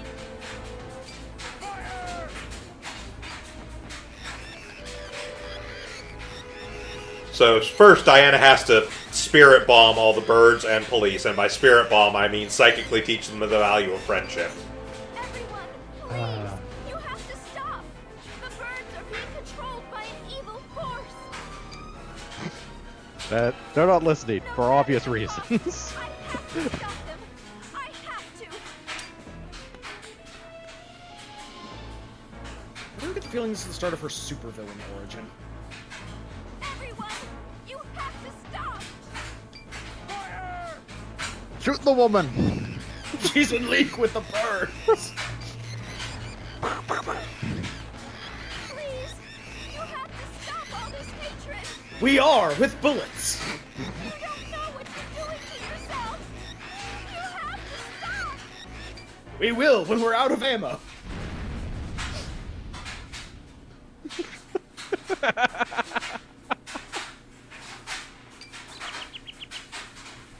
She activates her new type power, Thank goodness. which is apparently Disney Princess. Everything is No, back it's- to normal. It's As the police can NTD open system, fire. New type damsel. There's no need for anyone to fight. If you listen with your heart, you'll always understand each other. We don't have a heart, Toots. We're the NYPD. Bang! Got that fucking Blue Jay. Look, she's holding them still for us. Open fire. Some crap. Shin, I used my free will to change my fate. That was You made all the cops believe they're birds. that was not the lesson we were going for here, but you know what? I'll take it. It's better than denialism at the very least. Unforgivable. You killed my precious children. You monsters. See, we missed the arc where Bug Woman also got out of her wheelchair in a very stirring and motivating way. Offer you a mercy killing, and you threw it back in my face. A mercy killing by birds? Yes. Now you If it was death by bird or death by really messed up spider, I think I'd take bird. I don't know, death by bird would still be pretty slow and painful. Yeah, but I wouldn't have to lick the spider while I did it.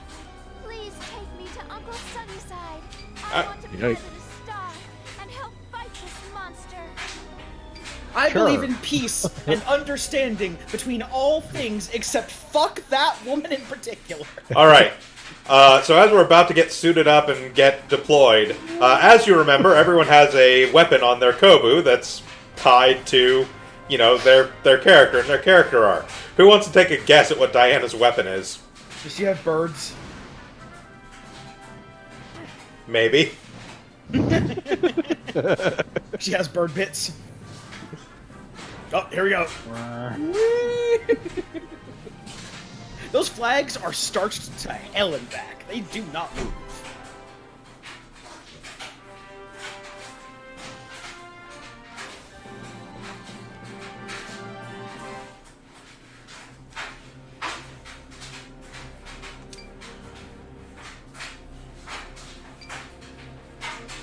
It's like, I'm gonna fight. Okay, guess we have this mech sitting around for you.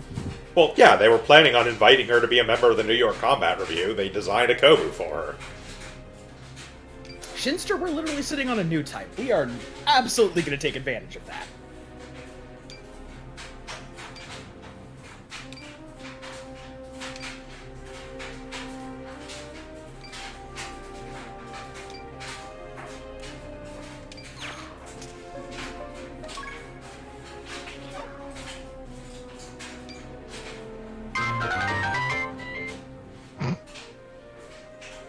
That one, for some reason, is like 10 times louder than every other one. Because she's pumped. Mildly pumped. Shinjiro reporting. What, you mean like everyone was phoning in their job when doing the localization on this game for some reason? You don't say. Oh, that's not a localization issue. It's that loud in the Japanese version, too. It's connected. Star is ready. Please stand by. Ironically, do you know how many birds we kill when we fire the Ahab out of the catapult? That is at least an entire flock each time. The shockwave off the rubber bands on our crossbow just, like, knocks, like, hundreds of pigeons down. It's ridiculous. There's at least 2 species of, like, indigenous crow that are just dead. Together we'll be Here we go. 2 down, 384 to go.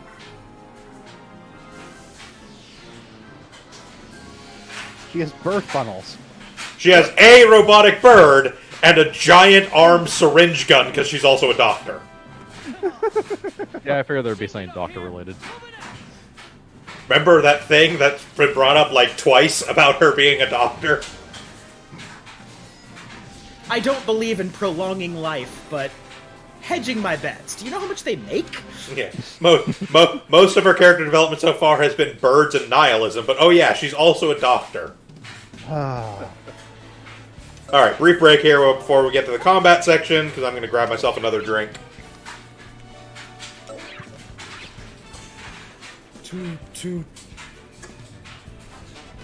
Talk amongst yourselves.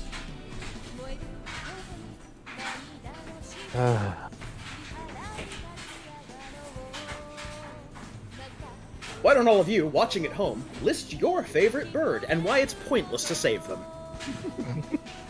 Conservation is a myth. We are all going to die at some point. Rack, mine, and drill to your heart's content. It won't matter in the grave. But that's a new, powerful oil bird. Like a seagull. They're covered in oil. A google.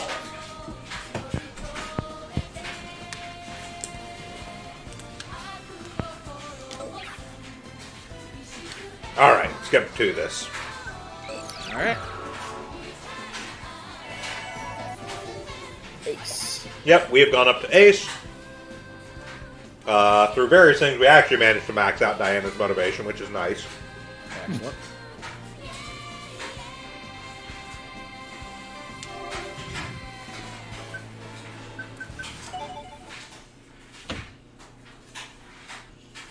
That actually seems kind of surprising. Yeah. There were only really like 2 things where I took an unrepentant dump on her, frankly.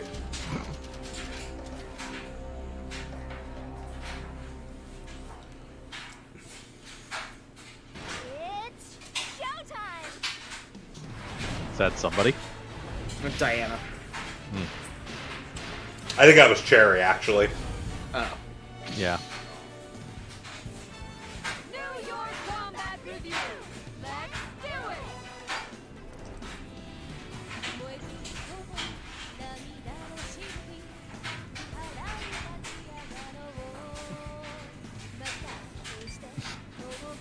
Birds of escape.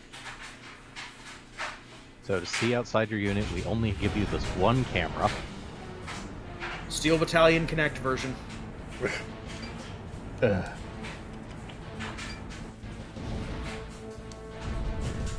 Okay, so this combat is mildly annoying.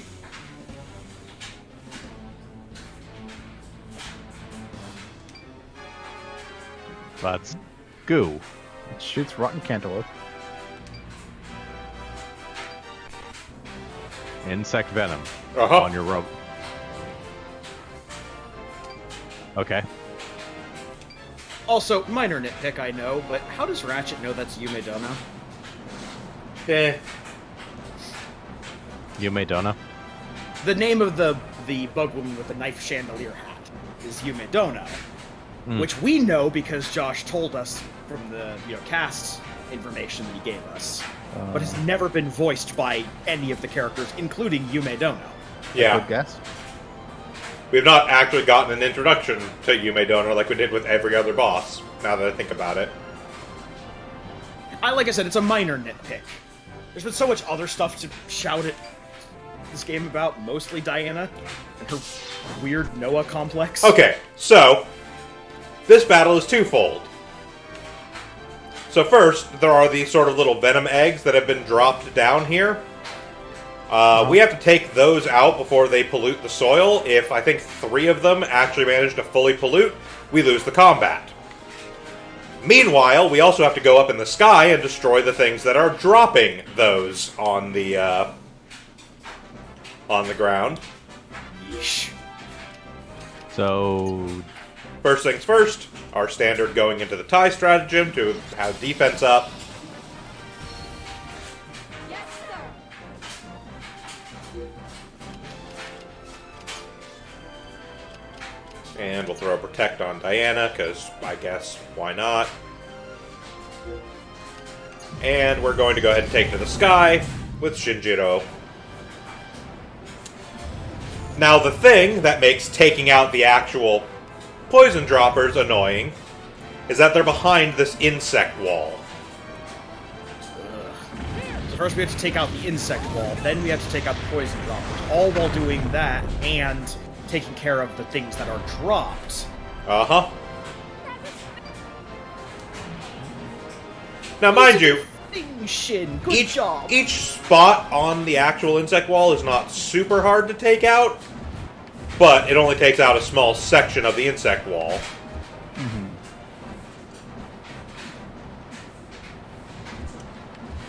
is it that hard to target him? Yes, targeting while using the jet mode is very awful.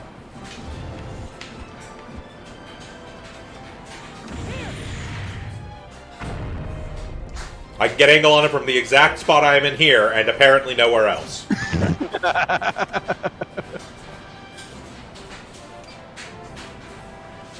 Well, in fairness, it was designed as a giant robot first and a plane second.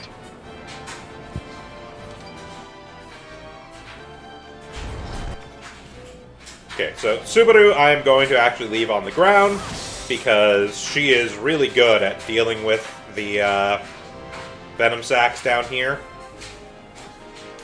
And also managing to, like, take out other things while dealing with the venom sacks, solely by virtue of having the large area effect. She doesn't really have any particular benefit in the sky, so whatever. Yeah.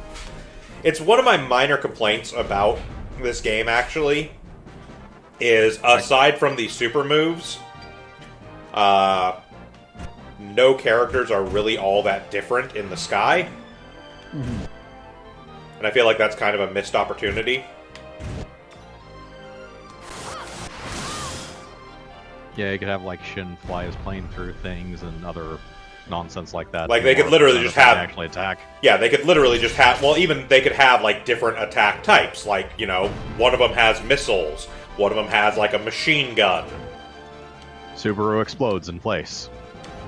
Or something. Like, just some sort of thing to give some variance to characters. You may also notice there is also another Venom egg, I think, over there behind that red guy. Up on the cemented area, where it is should hypothetically be in no danger of poisoning anything. I mean, you're not wrong, but don't try and tell the game that.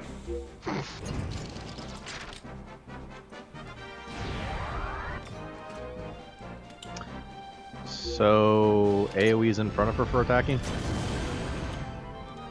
Yes. But I'm actually going to send her up here to try and provide some more backup on the air here.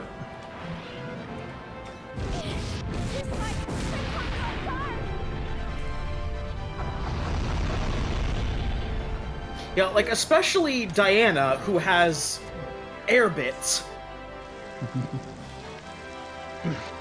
Diana, who has 0 hours operation on this thing, go up there and fly against the hurricane of bugs shooting Keep at in, woman. I'm sure she's got this. Corded. And I'm also going to send Karen up. I tend to try and have 2 on the ground, 3 in the air, because the faster I can get rid of the venom sacs, the less of a ground fight it becomes, essentially.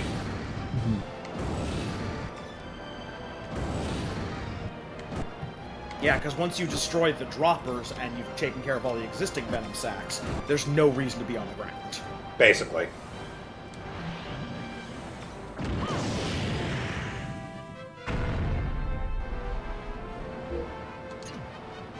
Also, the one nice thing I see that they did for you is at least the venom sacs are very weak. Yes, they are really easy to destroy. They only have, I think, about 90 health.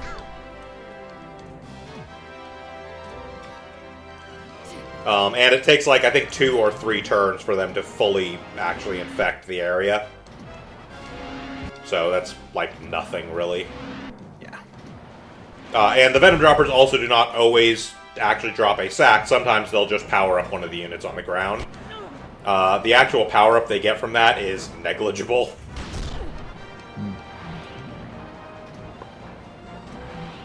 So I'm, like, not at all worried about it when they do that. It's basically a free turn for all intents and purposes.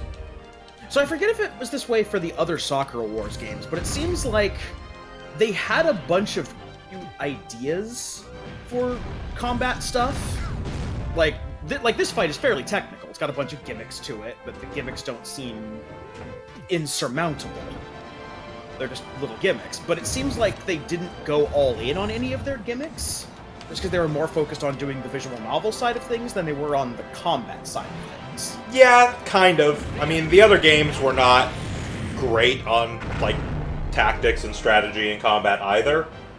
But, I mean, again, as you kind of picked up on, they are primarily a visual novel game that just happens to have, like, tactical strategy style combat. So, you know, whatever.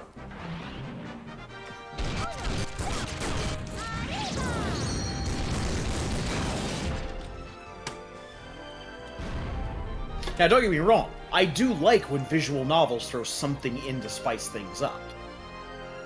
And a lot of good visual novels do that sort of thing. Well, I hesitate to say good, but a interesting one like Danganronpa has the whole courtroom mechanic. And all the in-between, like, personal segments. Yeah. No, I get what you're saying. Like, it is nice to have a visual novel that has other mechanics going for it, but...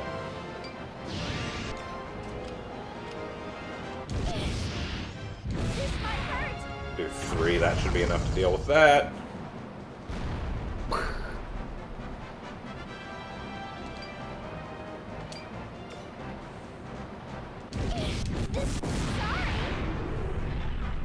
Now, I will grant you that having 4 of these droppers is kind of obnoxious, especially given how large this particular battlefield is. Yeah, it's a little annoying, but it's not terrible. Again, like I said, most of the time they don't actually drop new Venom Sacs. They are mostly, they mostly drop boosts on characters. Yeah.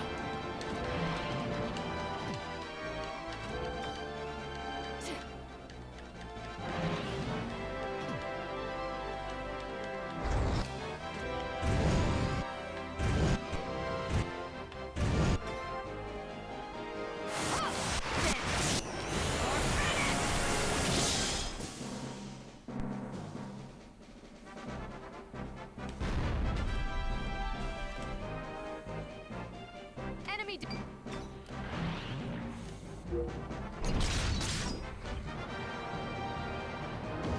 Oh, remember Protect and... I already did Protect. It's on Oh, you did? Diana. She just hasn't been attacked yet.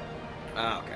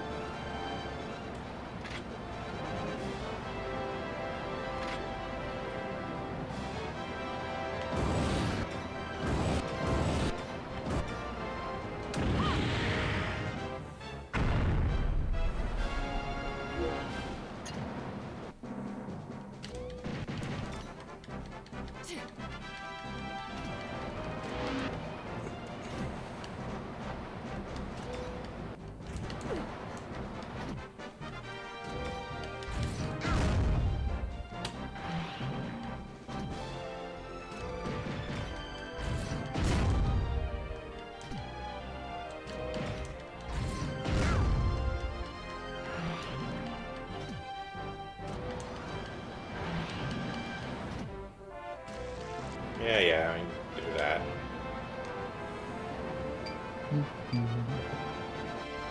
Robots.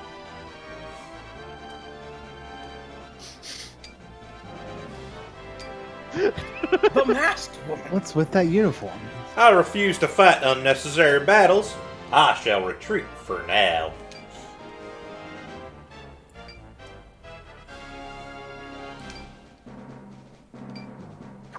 Is Shin legitimately fooled by that mask?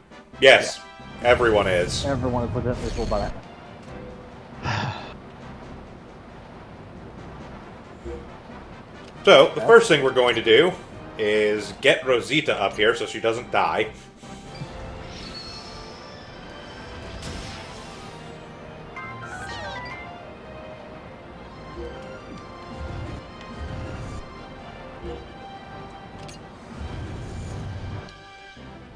Then we are actually going to head back down with Shin. Over there. Yeah.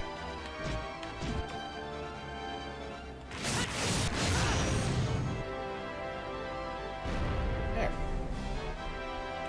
Yay. So this is kind of what I tend to do on this map, is just sort of do a bounce back and forth kind of thing between, That's not what I meant to do, but that's okay. It is much safer up here than it was down there, so...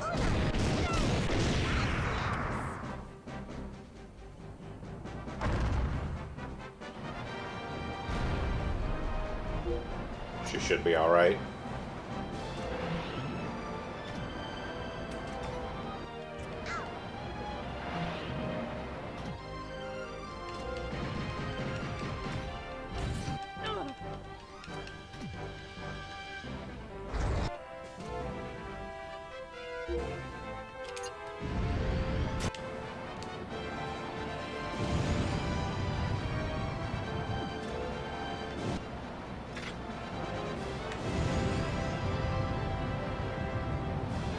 They're back the other way. Yep.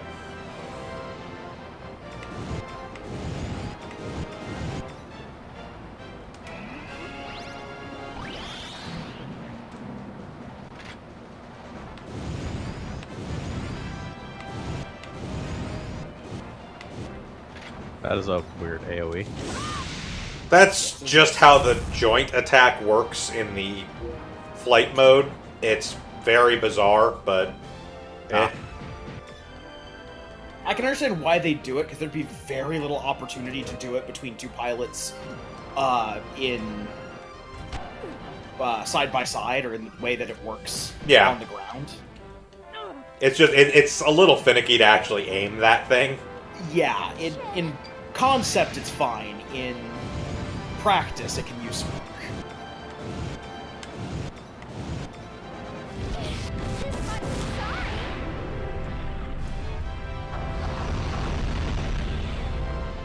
That's it. That seems like the motto of most of this game. At least when it comes to the combat.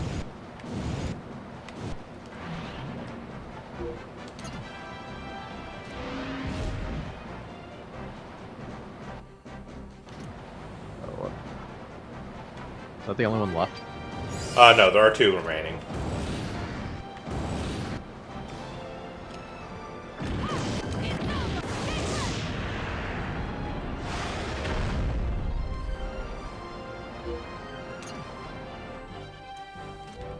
And yeah, annoyingly, those things have just enough health to be right outside a full combo, basically.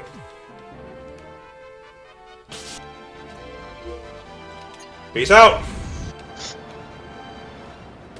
Yeah, you don't really have a reason to be on the ground. Nope. I sent him down there to deal with the one remaining thing that was down there. Now he'll finish off this dropper.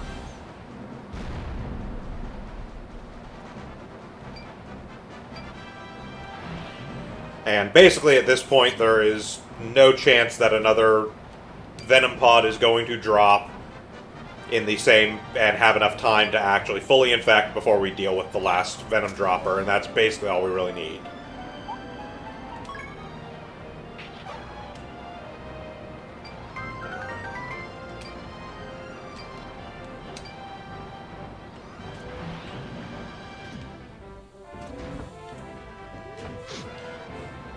And we're just gonna sit here bored on the ground. Basically.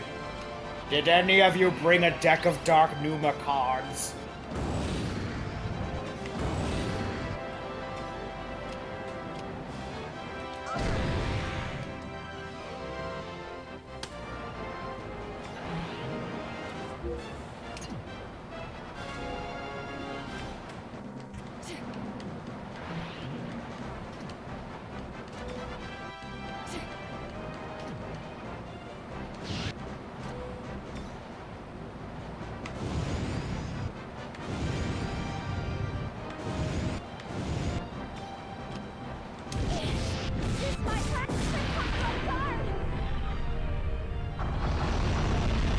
Explosive birds!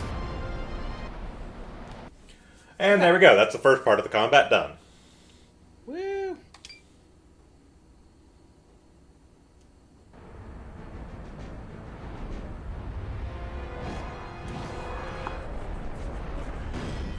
So Ukigumo here is probably the hardest boss fight we've come across so far. Okay. Ukigumo is fucking brutal. When I was trying to do my previous playthrough, this is the last chapter I made it through, and it took me 4 tries to actually beat Ukigumo.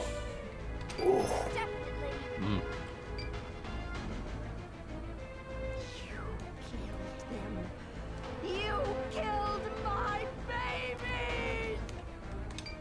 Crossing me was the last mistake you'll ever make. You foul creatures! Ah, my chandelier hat is clinking furiously! Killed all those birds for nothing! I won't let you go! You think that's the limit of my power? Controlling your mindless flying rats? They're birds, not bats. Witch! Well, some of them were pigeons, in fairness. Honor of becoming food for my hungry little children! I think she's lost her cool. She had cool? Oh, I've seen enough Japanese periodicals to know where this is going.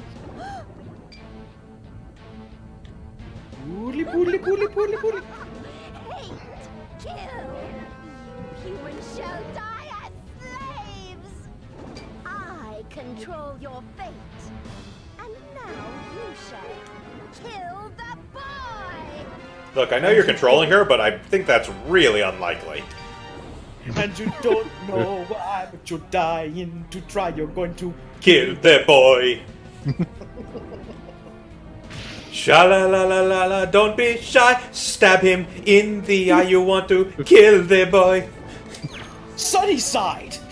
Sorry, it's catchy.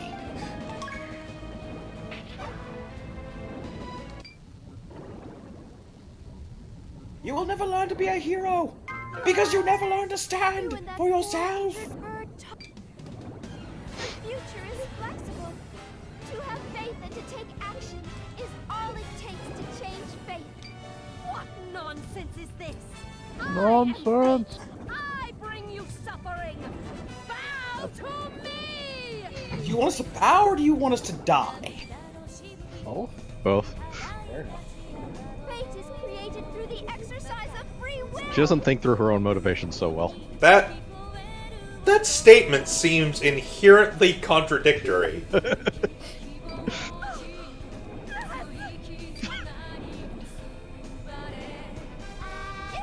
no control here, you slimy bug! Also, yeah, Diana gets a little intense sometimes, and it's kind of funny. She's just letting off a little steam.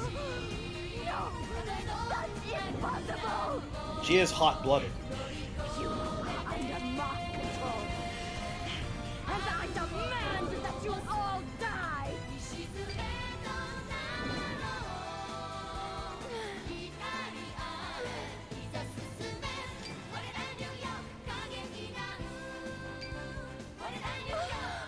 Sorry, I just got a little carried away. How embarrassing.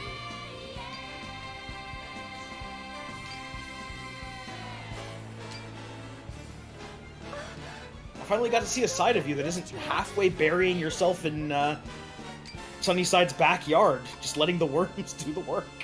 I think she's tried that at one point. Probably. Just like wheeled out there with a shovel and is very slowly just digging. Sunside comes out with a cup of coffee. What are you doing, Diana?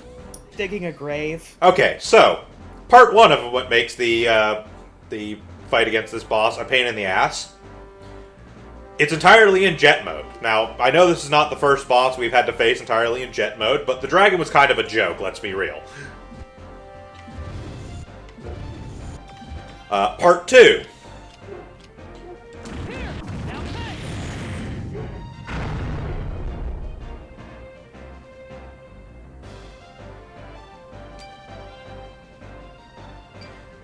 That first attack does nothing.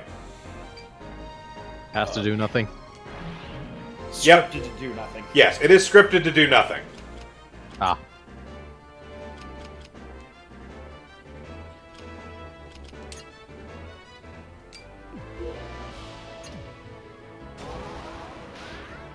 Prepare to drown. Her attacks still work, though. Yep. Heaven's demon.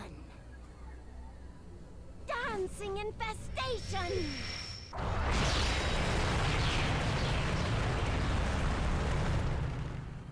They're not butterflies, they're murder flies! To be on the safe side, I'm gonna, like... Oh yeah, also Super greatly appreciates when you protect her. Hmm.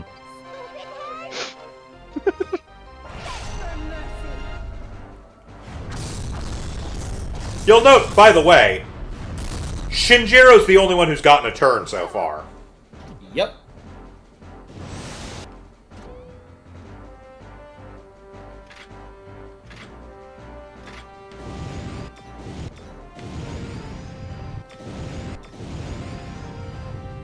So, what does it want you to actually hit? Nothing. I have to wait until, Diana's turn comes up.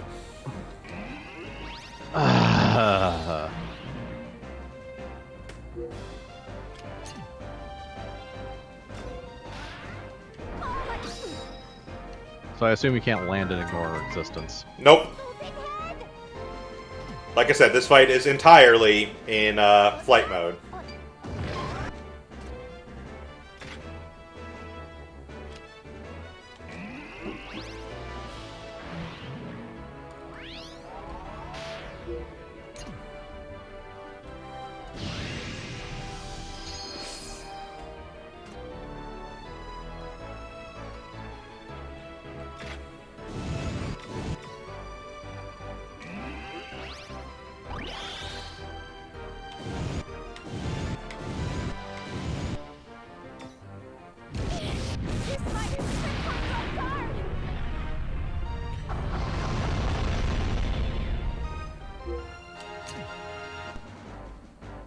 Well, that was the thing. Yep.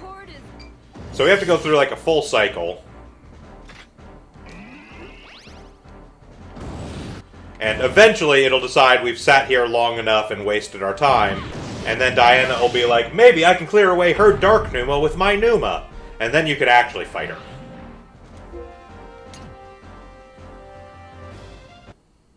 Here we go.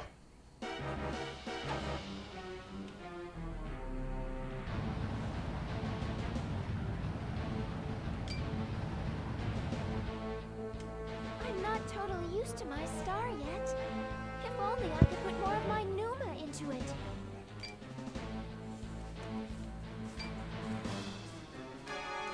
Hell, I've been in like 4 and still don't know what the fuck I'm doing. Distraction. I think we could disable the barrier. A distraction, you say? If only we had some sort of army of birds to fly at the insect woman and annoy the shit out of her.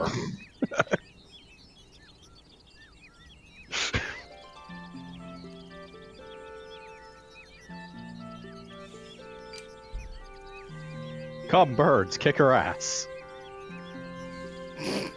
Thinking a little high on yourself, are you, Diana? Will you fight by my side? Those damn birds again! Birds everywhere! Birds! Curse you, birds! Why? Why won't you just die? Where birds call.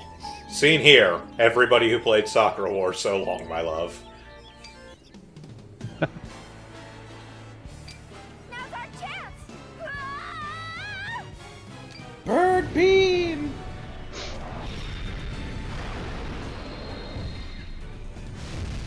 That blasts away the Dark Numa, so now we can actually start this fucking boss fight.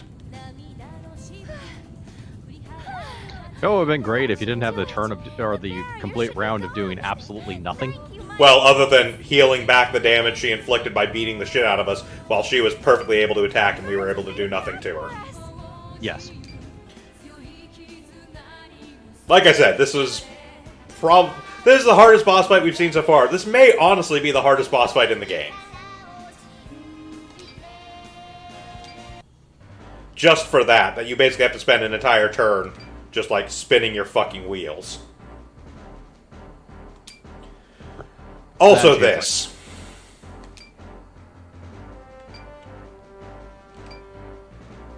So what now? So, I'll highlight it in a second as soon as the turn actually comes up. So this whole section here, this sort of body section with all the gates on it, those are all gates. Behind each one of those gates is something. It can be a gun, it can be a open hole to the nether dimensions, or it can be the power core of this boss. You have to blow the gates off, then destroy the power core in order to actually win this fight. However, they will also rotate and change where stuff is.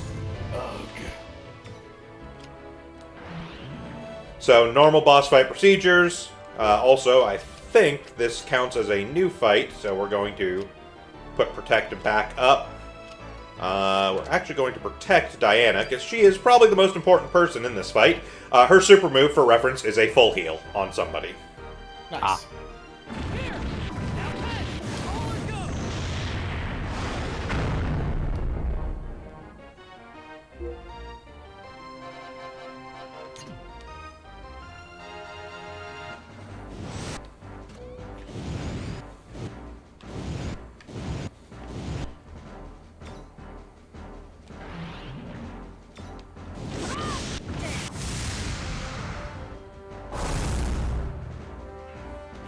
So anyway, standard boss fight procedure. Basically try and take out one part at a time, doing the best we can to focus stuff down so that it limits her abilities to absolutely devastate us with attacks.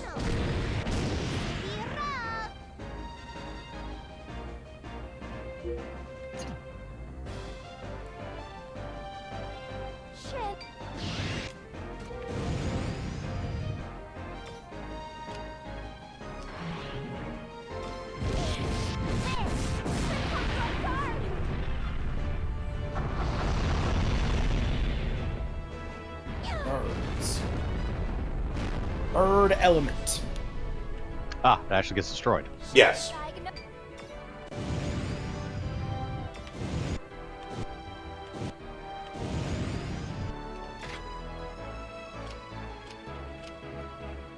No one's been attacked yet.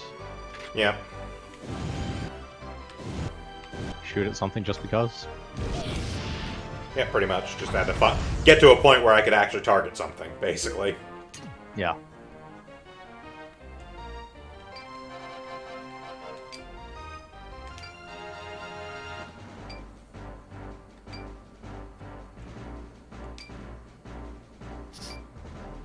Turns out you can just pick up olive branches. Children, entertain me.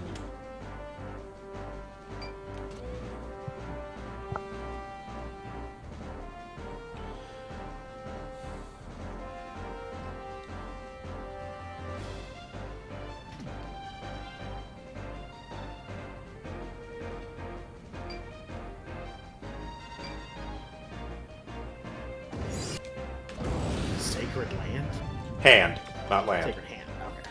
Also, the next thing we definitely want to take out is the head, because it'll heal things. Ah. It will actually restore the gates that you blast off. Ah.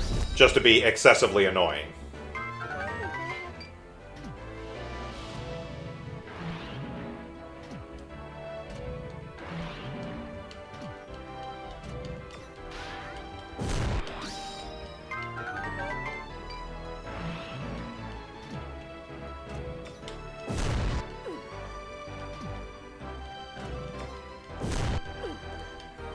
Also, if you may have noticed, even the chaff in this one actually do a fair amount of damage. So we do want to kind of work on getting those cleared out as well, when we can.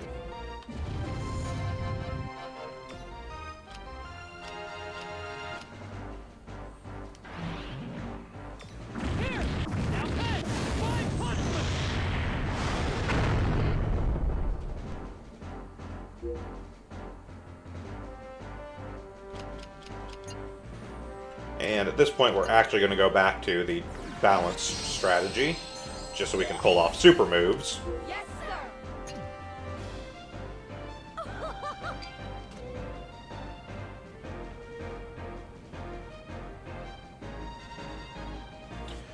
Oh, it should be noted, the other thing is that there's a slight penalty to actually blowing gates off, because behind those gates, as I may have mentioned, sometimes there's things like cannons, or the open gaping hole to the void dimension. Those count as additional attacks she gets. Lovely. So basically, you don't want to blow off the gates until you're ready to do so. Yep, pretty much.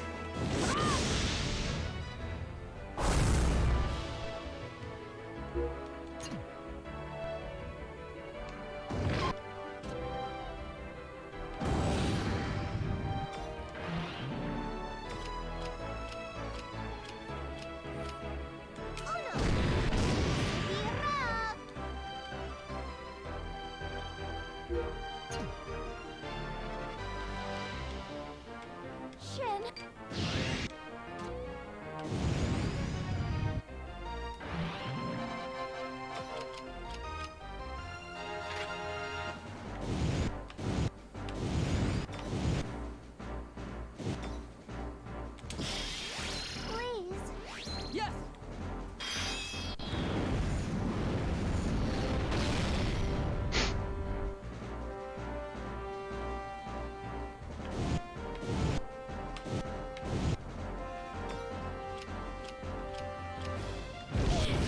This might hurt.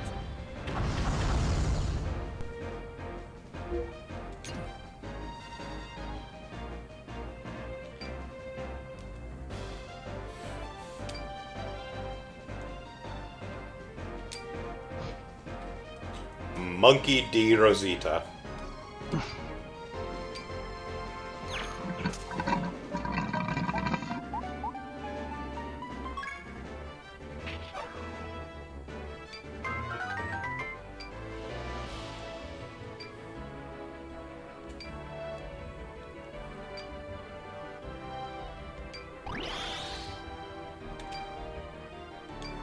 Does she too make it by having a rat control her by pulling her weirdly long hair tassels?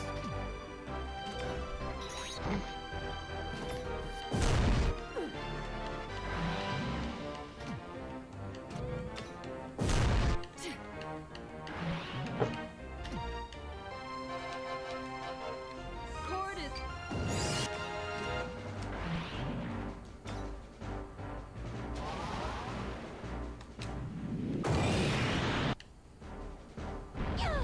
There we go. Yes, we have now taken out the head, so now we are actually welcome to start In the nick. destroying the gates. Although I'm also going to spend some time and destroy these wings.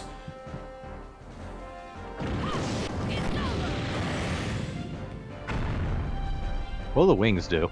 I don't know, but I don't want to find out. I'm sure it's annoying.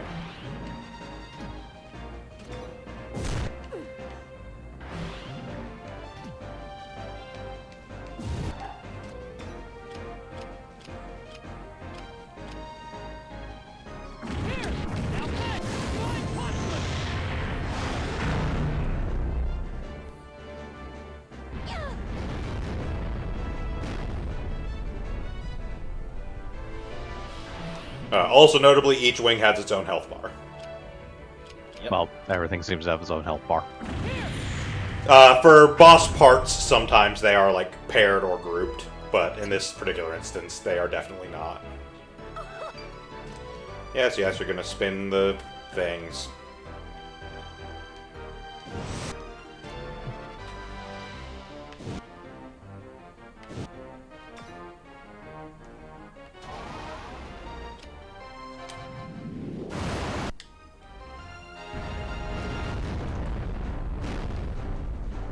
So Now I'm gonna... Yeah, so that's what happens if you take out a panel. Is it will reveal what's behind it, which is now active, effectively. Meaning, technically that cannon will get a turn if I can't find the angle to shoot it from and take it out.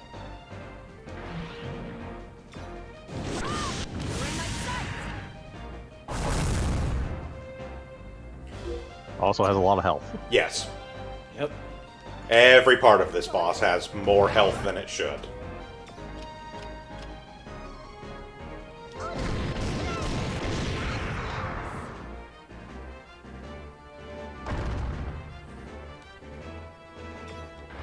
Sparklers! Shit.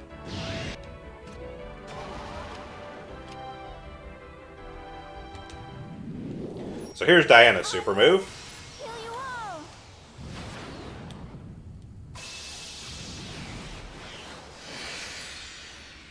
Go.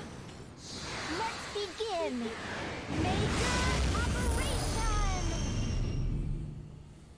Healing power of rainbows and bubbles. Yeah, so as I said, her super move is basically just a full heal. Yep.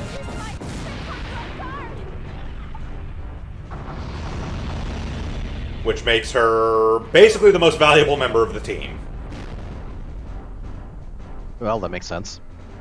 Shins.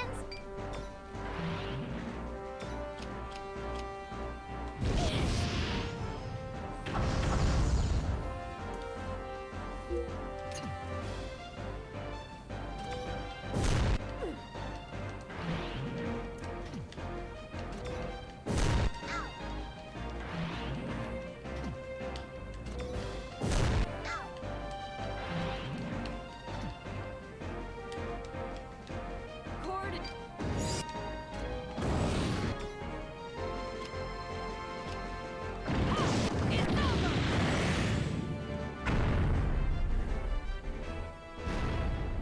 Now, the problem becomes, the next time she decides to rotate the chest pieces, it's entirely possible that something else will end up in that spot. And we will have to deal with it. If we're lucky, it will be the core. Yo-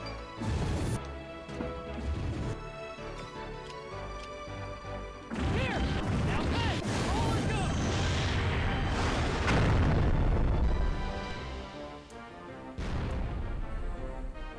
That was But yeah, basically before I move on to actually dealing with the gates, I'm going to try and take out all the actual, like, enemy chaff down here.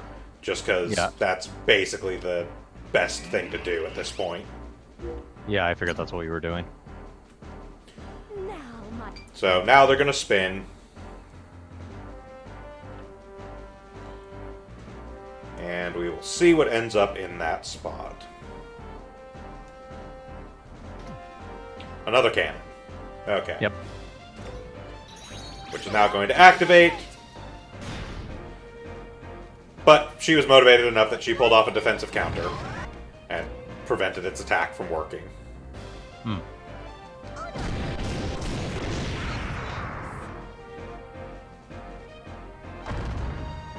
Yeah, essentially this fight comes down to one of two things.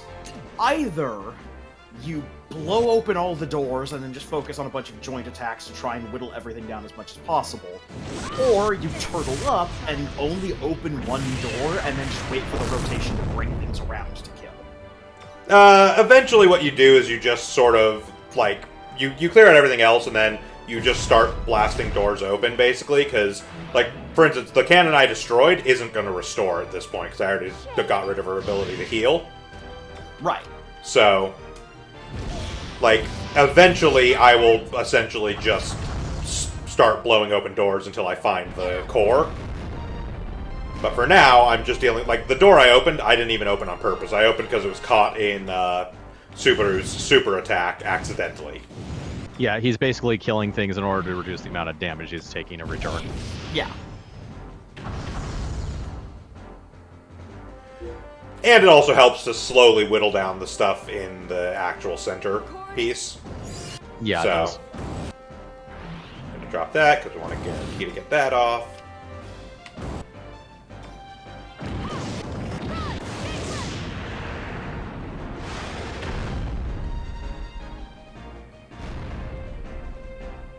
I think you just have that one guy left.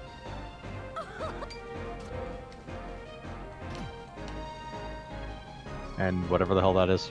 That is a big open gate to the Void Dimension. It summons new enemies. Well, you can blow those up, I assume? Yes, you can blow up everything that's part of the central part.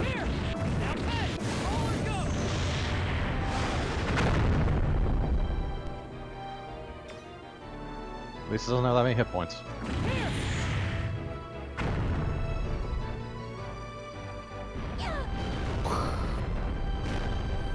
Yeah, so that's the other thing that makes the fight against Yumedono's boss machine annoying, is she does have the ability to summon more ads.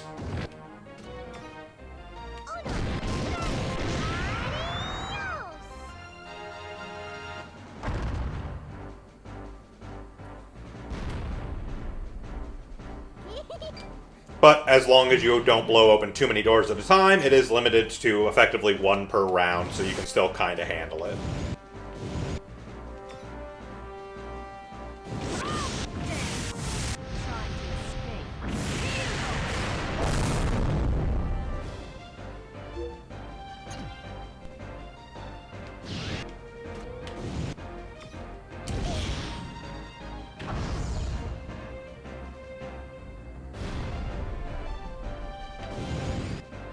Now that other wing. Yep.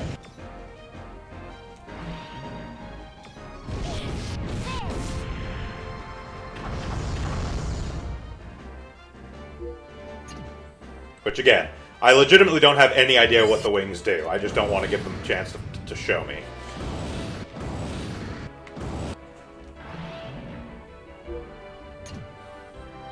And it's also going to be time for some repositioning, just to kind of spread people out so I can blow open more doors at a time if needed. Yeah.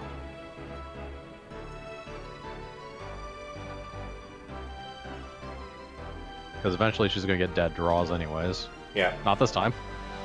No, another gate, but that's, again, okay. It's going to summon one guy, which is Yeah. not a huge problem by any means.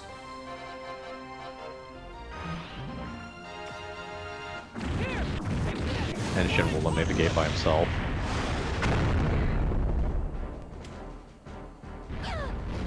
Yep.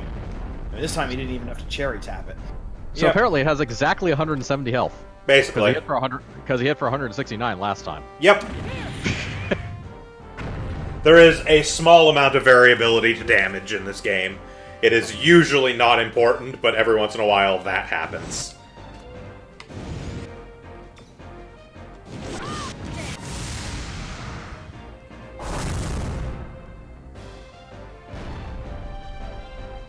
Enemy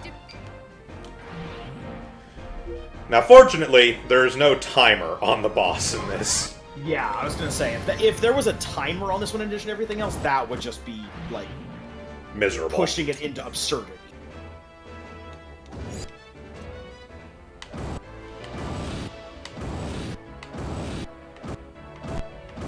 Somewhere around it. There we go.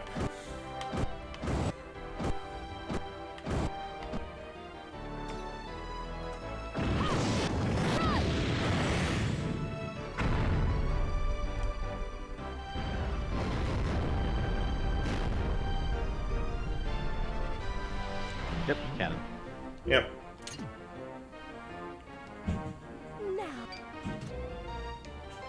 But we're going to get a rotation. We'll see what happens.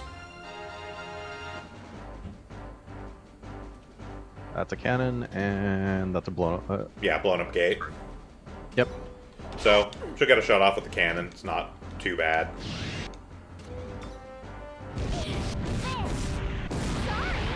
We'll finish dealing with the wing here.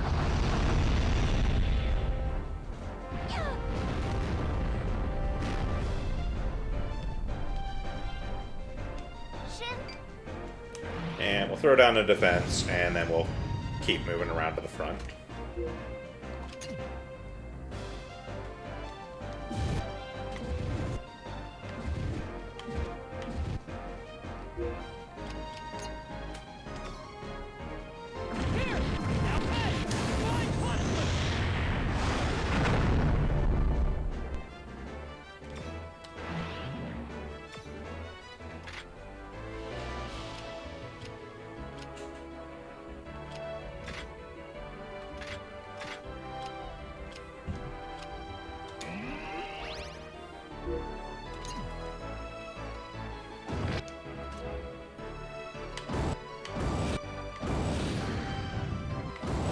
Somewhere around here, I'll actually get an attack angle on that thing. There you go. Yep.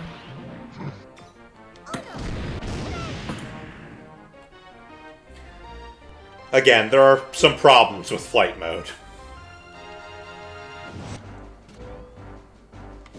This is the only game flight mode showed up in, right?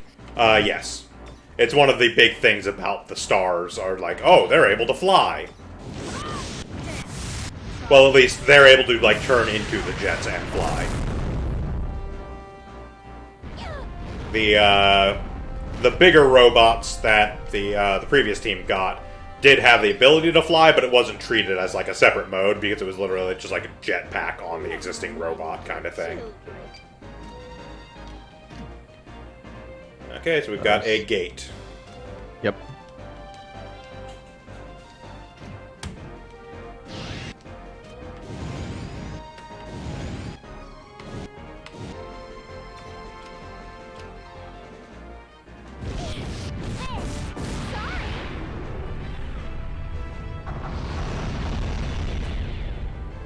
And it's dead. Yep. Not unexpected. She's in super high motivation, so... She's got an extra 12 attack and 10 defense.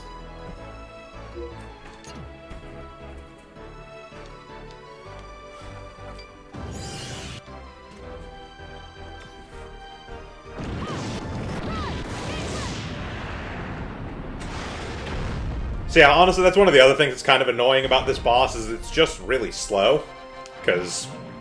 Unless you want to... Yeah, it's designed to make you be really super hesitant and slow things down, basically. Yeah, there's no impetus for speed and every impetus for taking it as slow as possible.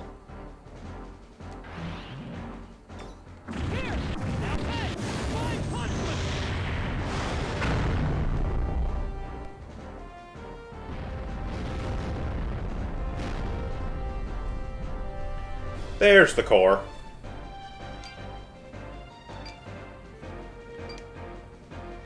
So shoot that thing in particular. Yep. Oh, this will take a while. So once it's just the core and nothing else... I have never actually gotten it to that point. I usually destroy the core before it gets that far.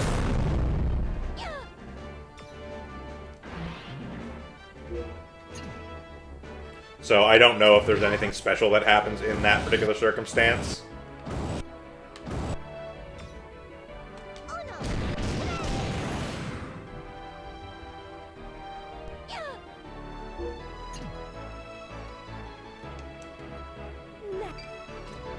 Okay, so we're gonna get a rotation in. Yep, then to win.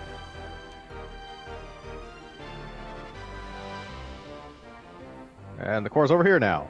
Yep. And I have no idea what else is around.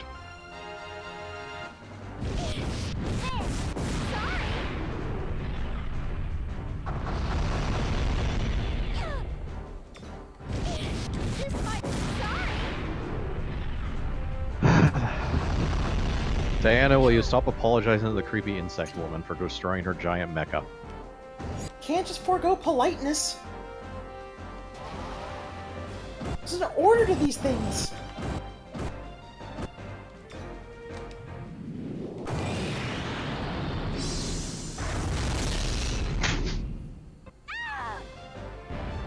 There we go.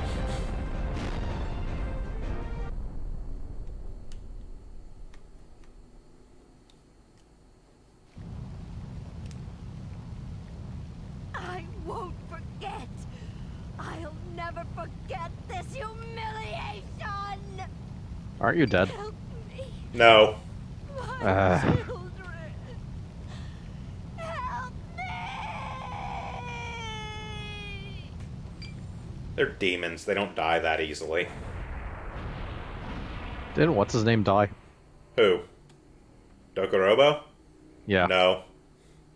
Oh, good. None of the bosses we have fought yet are dead. It's finally over. You mean we actually get more of Dokorobo? What a tiring battle. I don't remember if Dokorobo actually shows back up. I know a couple of the bosses do, but none of them are actually dead. They are demons made by Dark Numa, so they're not really alive to begin with, kind of. You got pretty nasty there, Diana.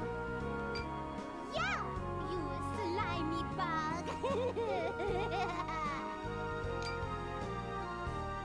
What you're saying is we can't actually kill Steam. Felt like I was Correct. inside of myself. Though Epic Game Store is trying their damnedest. Indeed. But now, it's that special time again. Alright, everybody, join in! Victory pose! What? That's not gonna work on us. Oh, darn, I guess you're smarter than you look.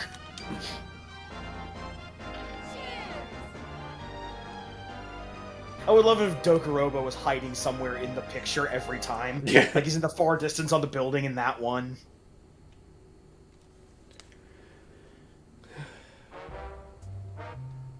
Dearest mother. She stopped being such a fucking downer all the time, so now we're actually willing to hang out with her. Now she's training attack hawks. This is probably for the best. It was because of one little bird that I could be so strong. He brought me my olive branch. Uh-huh. It was a very strong, kind, sensitive branch. We get it. And now that I think about it, Is she doing the this big maybe motion? I'm meant to be an olive And is it branch because it the is, whole or that she time. wants it to be? But I can't do it alone. I neither Do you know think nor you can care. help me?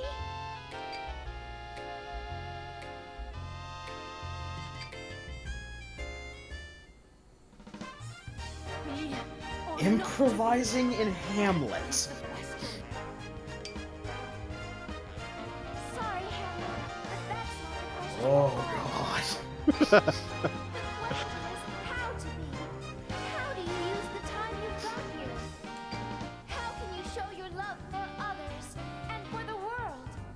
To be or not to be, that is not the question. You know, the heck with Steam, we can probably use Shakespeare spinning in his grave as a form of dynamo power. Turbine. Get off the stage! We are here for the monologue and you are intruding. the perfect genius. Destiny has made me who I am. Who am I to resist? Next episode. Alright, we're reenacting Darkman. I shall shine through the clouds of confusion. Bang. To the rooftops. Alright, so that is the conclusion of the Diana chapter.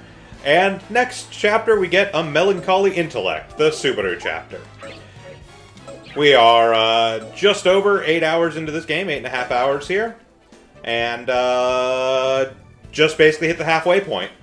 So, thank you all for joining us again today for Sakura Wars.